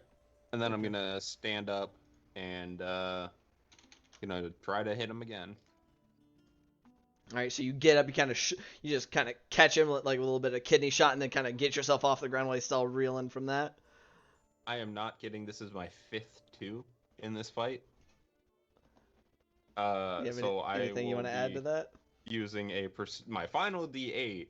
Okay. I got 1d6 left. All right. Which brings up to 14. 14 does hit. So another 6 points kind of coming up, back and forth, wow, right in the schnoz. All right. Okay, he's starting. You're definitely starting to see the wear. It's like, when you are watching a UFC fight, and both fighters kind of got blood kind of streaked all over them, like on their chests and on their face and everything. That's you two right now. Y'all are both kind of y'all been beating the crap out of each other here for the last. For this UFC fight, there's a fucking observer that's also like that. Fucking part of Bart's over there. Just come. He's like drinking the drink. Oh, I lost a little blood into my beer. Fuck. It's like, and he's trying to watch the fight like an observer, so he's just sitting there, just like getting more and more pummeled. Bow. Like, oh god. God damn it. Oh lord. Yeah. I'm gonna spit blood onto the ground and say, "What's wrong, big boy? I thought you had it in you." Nothing. And he comes in and he goes to just shove you like across the ring into some of the tables. So contested athletics. Come on, not a 2. Oof. 15. 27. So he goes to shove you this time, and you just you get low, and just center of gravity is enough that can't shove you. And so while you're down low, he goes to bring a knee up for one of his other attacks. That is a 13, which I think That just hits you. on the nose. So just goes, slams his knee up into your chin from where you got that guard for 3 damage to each of you guys. God damn. And then kind of reeling from that goes to bring a hook in from the side. And fucking whiffs like a motherfucker as he just goes to bring it, and you were able to duck your head under, and it swings wildly over you. Bring us to your turn. All right. Fuck it, let's find out. Does an 11 hit? Because I rolled a 3. An 11 does unfortunately miss. Oh. Just barely. See, you go to hit him, and he just kind of clamps down on your arm for a minute as he kind of dodges to the side before you kind of were able to yank it back out. He's kind of like, All right. That's gonna be a 24. 24 does. He's still laughing. You then just kind of quick, bow, just get him right in the fucking face again. Take 6 more points of damage. All right. Sorry. He's gonna try to knock you prone again. He's gonna kind of try to come in and just grab your leg and just yank it out from under you. It's 14. God damn it. Oh man, you want to know what I rolled again? A 2. A 2, what's that bring your total up to? It brings it up to a 13. God, so by 1, he just yanks your leg out from under you, kind of grabbing you by the calf and ripping your leg out from under you, just kind of go crashing onto the ground, and he just comes, just rain a couple punches down onto you. With a 15, so 3 points of damage to each. And a, oh god, I can't do math, and a 12. Which misses, so you kind of dodge aside, he kind of slams his hand into the planks, he's motherfucker! He's reeling back from his hand. It's your turn. I will stand up and give him the whack. Let's see if this dice does any better. It does with a 26. 26. Bam! 1 hit in. 6 more points of damage. I'm going to use my final d6 to precision strike because I rolled a 3. Okay. Bringing it up to a 15. So yeah, any even rolling a 1 would have made it a hit. So making that one a hit as well. Just 2 quick strikes. Boom, boom. Whew. You definitely putting the work on him at this point. It's definitely showing, as I believe it's probably showing on you and as well. I will say you still have your second wind, Jakob. If you so just keep that in mind. Don't forget before it's too late. Yep. Okay, so you getting him in for another quick bop bop. He's definitely a little bit of blood. Kind of you got that cut above the eyebrow starting to drip down. He's just gonna come in for all 3 of his attacks. No more funny business. It's a 19, 3 more damage each. A 9, a miss. You're able to get out of the way just as he comes in for a big old haymaker. And then a 17 is that one you're not able to avoid. Is like you're ducking from that one, and he just brings up his knee again, just right into your jaw, like almost in that exact same spot. 3 more damage to each. All right. I'll say around this time as we circle back to your turn, Gloob, you're hearing the crowd, and the crowd is just fucking going crazy because this fight has been going on for a while, and both sides have been giving as good as they got, and they're both still standing, which is fantastic to the crowd. They're loving it. But you said you're looking to see if anybody's recruiting. Yeah, it just occurred to me, well, 2 things really. One, Seaton was where I was told that Balin was recruited, and Correct. 2, that Farenzal was sort of born in the fighting pits, and maybe not these fighting pits, but maybe he could have been easily found in a place like this. So I'm looking for someone that's just sort of like maybe paying attention to the fight a little bit, and of course the blonde-haired, big-eared fellow that I was described. Right. I will say you do not see anybody matching the description that Balin had given you for the man who recruited him. And everybody's paying a good bit of attention. Nobody's sober. Everybody's drunk off their ass. It looks like there's some people who are maybe like talking about like, you'll make way more money on our crew than you would on that piece of shit over there. But nobody recruiting with intent. Gotcha. Like but you do catch their like recruiting does go on. This doesn't seem to be maybe the place for a high profile.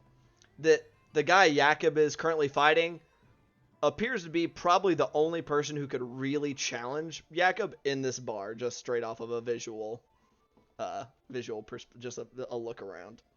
Gotcha. Okay. Bring us back to your turn, Jakob. All right.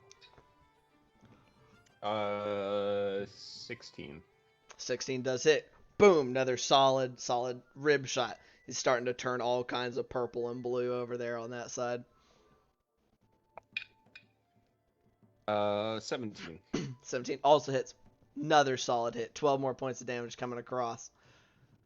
I will second wind. Okay, go ahead and roll that d10. Add up your HP. For 14 points of health. Nice. Whew. All right, nice. That was a really good roll. 24 is 38. Oh, look at you go. All right, he's gonna come in. He's breathing heavy. It's no holds barred, and he's coming in for 3 attacks at you. It's a 26 for a hit, 3 damage to each. 19 to hit, 3 damage to each. And another 26 to hit for 3 damage to each. As he just he reaches around and grabs like a hand over your head and just wham, wham, wham for all 3 of his attacks. We're kind of shoving you away. It's going to bring us to your turn, Jakob. All right. 23. 23 hits. Boom. 6 more points of damage. 15. 15 also hits. 6 more points of damage. Just he's wailing on you. You're wailing on him. Just is the slugfest.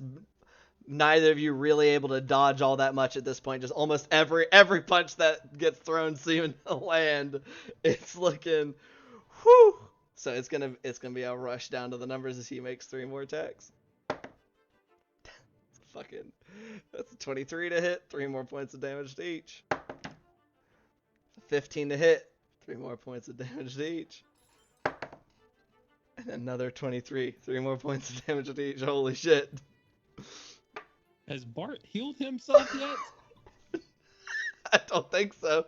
You're muted, Bart. He's like face down on the fucking floor. Bart's Oh. just- Yeah, I'm going to heal myself now. Yo, you're That's about for to heal yourself. You're Yeah. looking a little rough there. Look a little rough here, so I'm gonna hit myself with a good old cure. Okay. Like cross-eyed a little bit, like oh shit. Yeah, get 12 points back for me.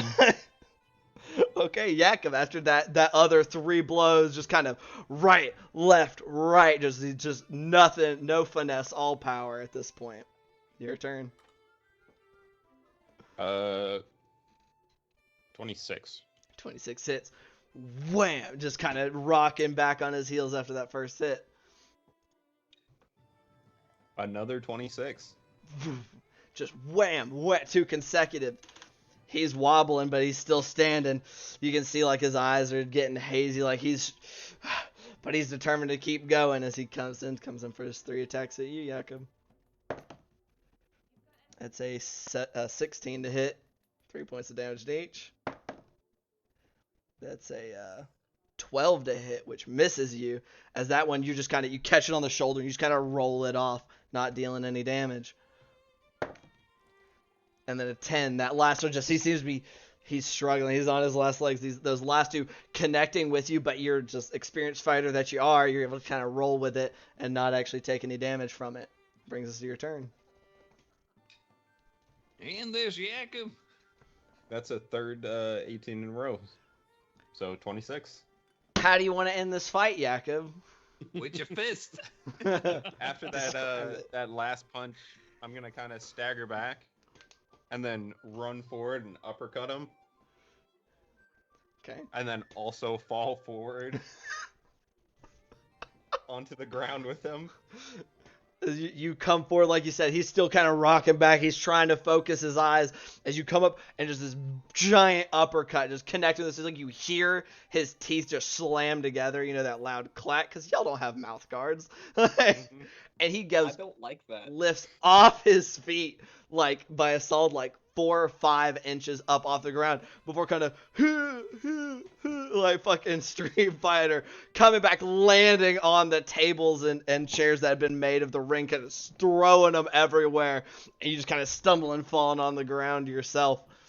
He's not moving, and so like if you're not moving either, somebody comes forward, runs forward, is like check you, is like slapping you in the face. You still awake? You still awake? I'm still awake. I will. It's the dude who's been over. doing them, and he hauls you up, like ah, he's like raising one of your hands in the air. Yeah. Shit. I'm gonna once the guy lets go of me, same thing as the last guy, I'm going to stagger over to the guy on the ground, make sure he's okay. But this time I'm gonna put both of his hands on his chest and like put my hand on top of it and say, "You fought honorably. It's a good fight." Just fucking unconscious. super unconscious, kind of. Feels like you see some blood leaking out. There may be some gaps in the teeth there. You're not quite sure. There might be some gaps in yours. You're not quite sure either. I will come over to these fellas and give them both a wound of curing. You're gonna give them both a wound. Oh no, not another. Inflict wounds. Boom. Let's fucking kill the dude. Shouldn't have fought my fighter. The guy on the ground gets 7, and Jakob gets 10. Yeah, he gets 10. Okay, so he kind of like.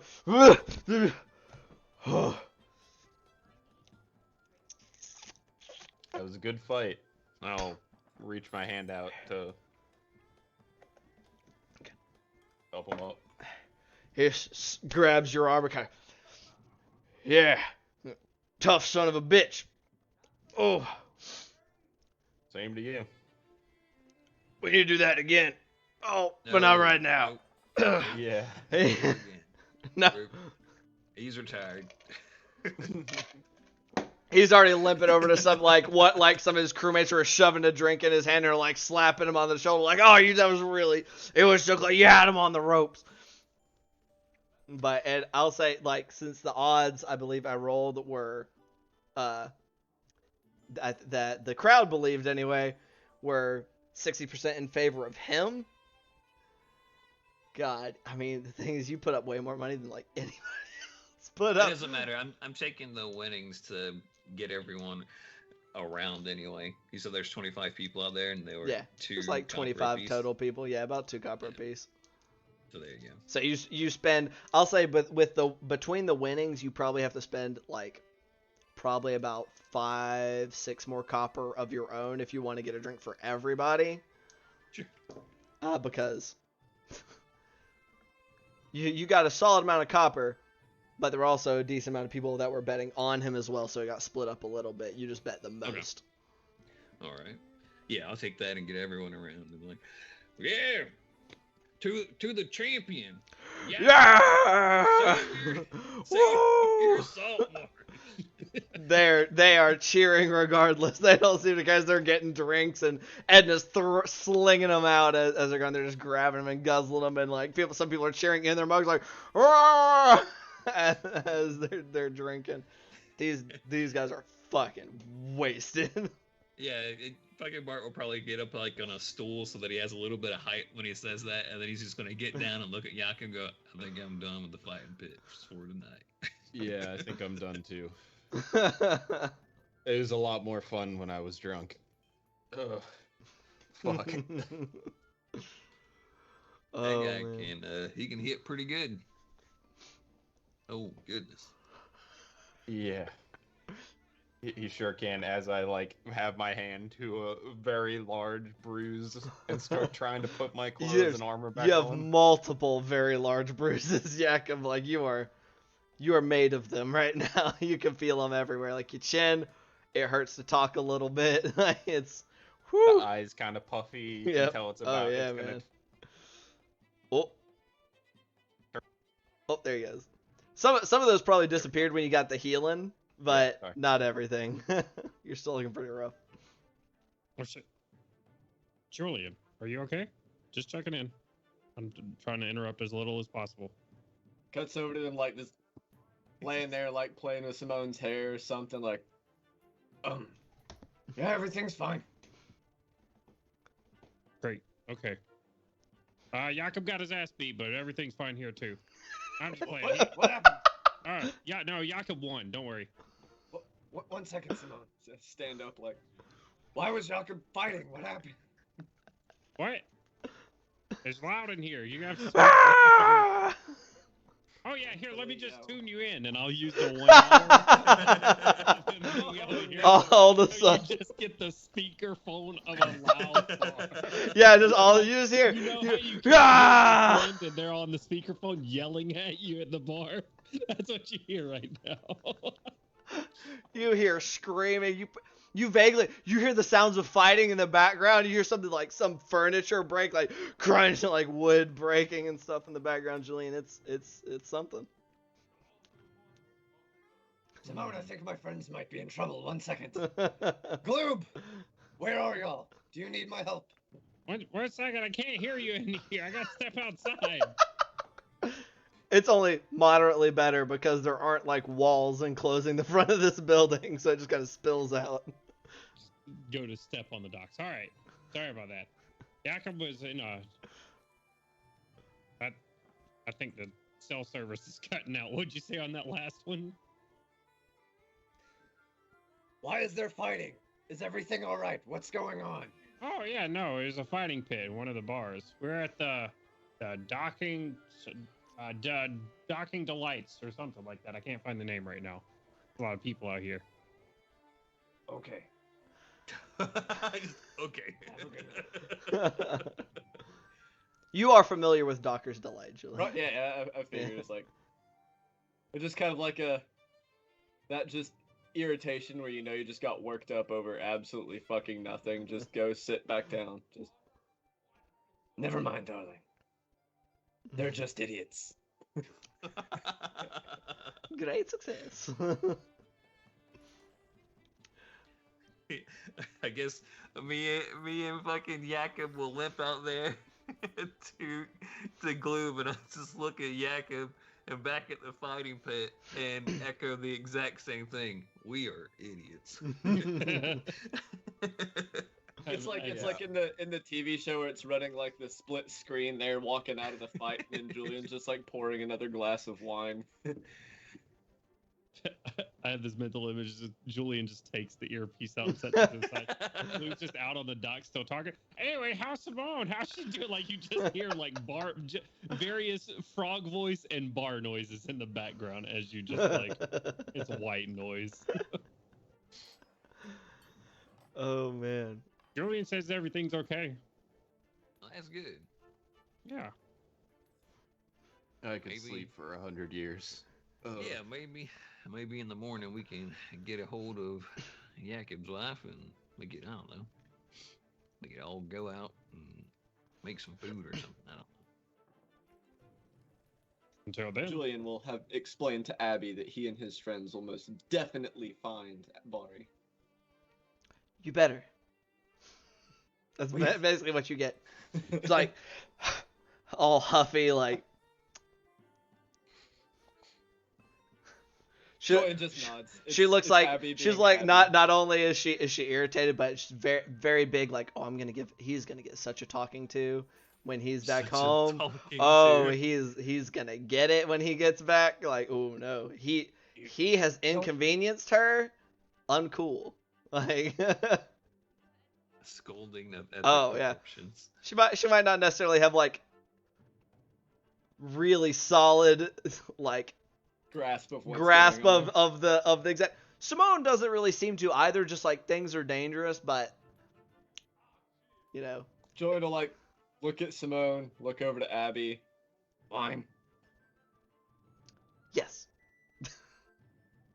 I imagine they're drinking out of like the medieval equivalent of like fucking solo cups since they're in the- Basically, y'all have little wooden mugs, like no glasses. They're drinking the most expensive wine. Actually, available you're at a basically Christmas. drinking. You're drinking out of like the little, the little like tin cups that you get as part of like a mess set. That's basically what y'all are Oh, drinking no. out of. Yeah. This is such a disgrace to the 15 gold wine we're drinking. Absolutely. It feel like you're sipping on the wine. You're like, man, that's good wine. And then you open your eyes and you go, God damn it! Like, fuck, Then you taste the cup. And you're like, wait a minute. that ain't it, chief. Taste the cup. Yep. If Oh, only, no. if only it were wood, you might be able to have, get a little bit of the flavor soak into it. Oh no. Anywho, as you guys stumble your way, all but one of you anyway, for reasons that are not the normal reasons for stumbling home from a bar, making your way back to the Phantom Palace. And Julian, you spend your evening in a cramped but very, very, very welcome evening back with your family, even if some of those family members are a bit grumpy about their current we love- situation. We love Abby anyway. You love Abby anyway. She's much more tolerable when she's Hey, not. She's not being kept from her normal lifestyle. This basement is paradise right now, alright? But as you kind of pan out over the city of Seaton, fights going on probably in multiple other places along the docks. The market ring closing down for the night. Maybe a little bit of illicit business going on in the Crown Town, heavily patrolled and monitored and probably corrupt. Who knows? That is where we are going to end tonight's session. Yeah. What? Oh shit. Yeah, it's 11 o'clock, buddy. Yeah. My goodness. All Good right, stuff. I Well, guess. Yeah. Good stuff. Thank you guys for Indeed. joining me. Thank other people for joining us as well. I know we had some folks leave out earlier, so I didn't get to tell them 15-minute goodbye, break. but Another 2 hours. Let's go. we'll say hello to them next time. But we do this here, the Old Gosm, on Mondays at 7 p.m. Eastern Standard Time. On Saturdays, we do our Across Eberron campaign, which is DM'd by our lovely friend here, Gloob, who's in my top right. You're my left if you're looking at me from the screen, but it's my right, so fuck y'all. So this guy, he DMs our Across Eberron campaign, has myself and some of these other lovely gentlemen. I got to reverse my hands, actually. These two guys, along with some other folks that we do that champagne, which are a little higher level. And shit is a lot fuckier on the grand scale of things. We're doing that. We have an airship in that campaign, so we can fly. Way cooler than like water pirates, like air pirates, water pirates. The debate can be made. But we do that campaign every Saturday at 5 p.m. Eastern Standard Time. And once more, shout out that we are doing another campaign with Extra Life, benefit children's hospitals in Atlanta specifically. They benefit, continental North America as a whole. You can get some cool stuff like digital copy of Tasha's Cauldron of Everything, a SteelSeries game mouse or SteelSeries gaming keyboard. If you do donate, we're gonna be throwing in some other fun stuff in there as we go and as we get a hold of it. So take a look at that link. To round out tonight, we are going to raid our friends over at Dice Cream Sandwich. They do Dungeons & Dragons things as well. So go say hello, be kind, be nice, cheer them on, and we will see y'all next time. Bye! Bye.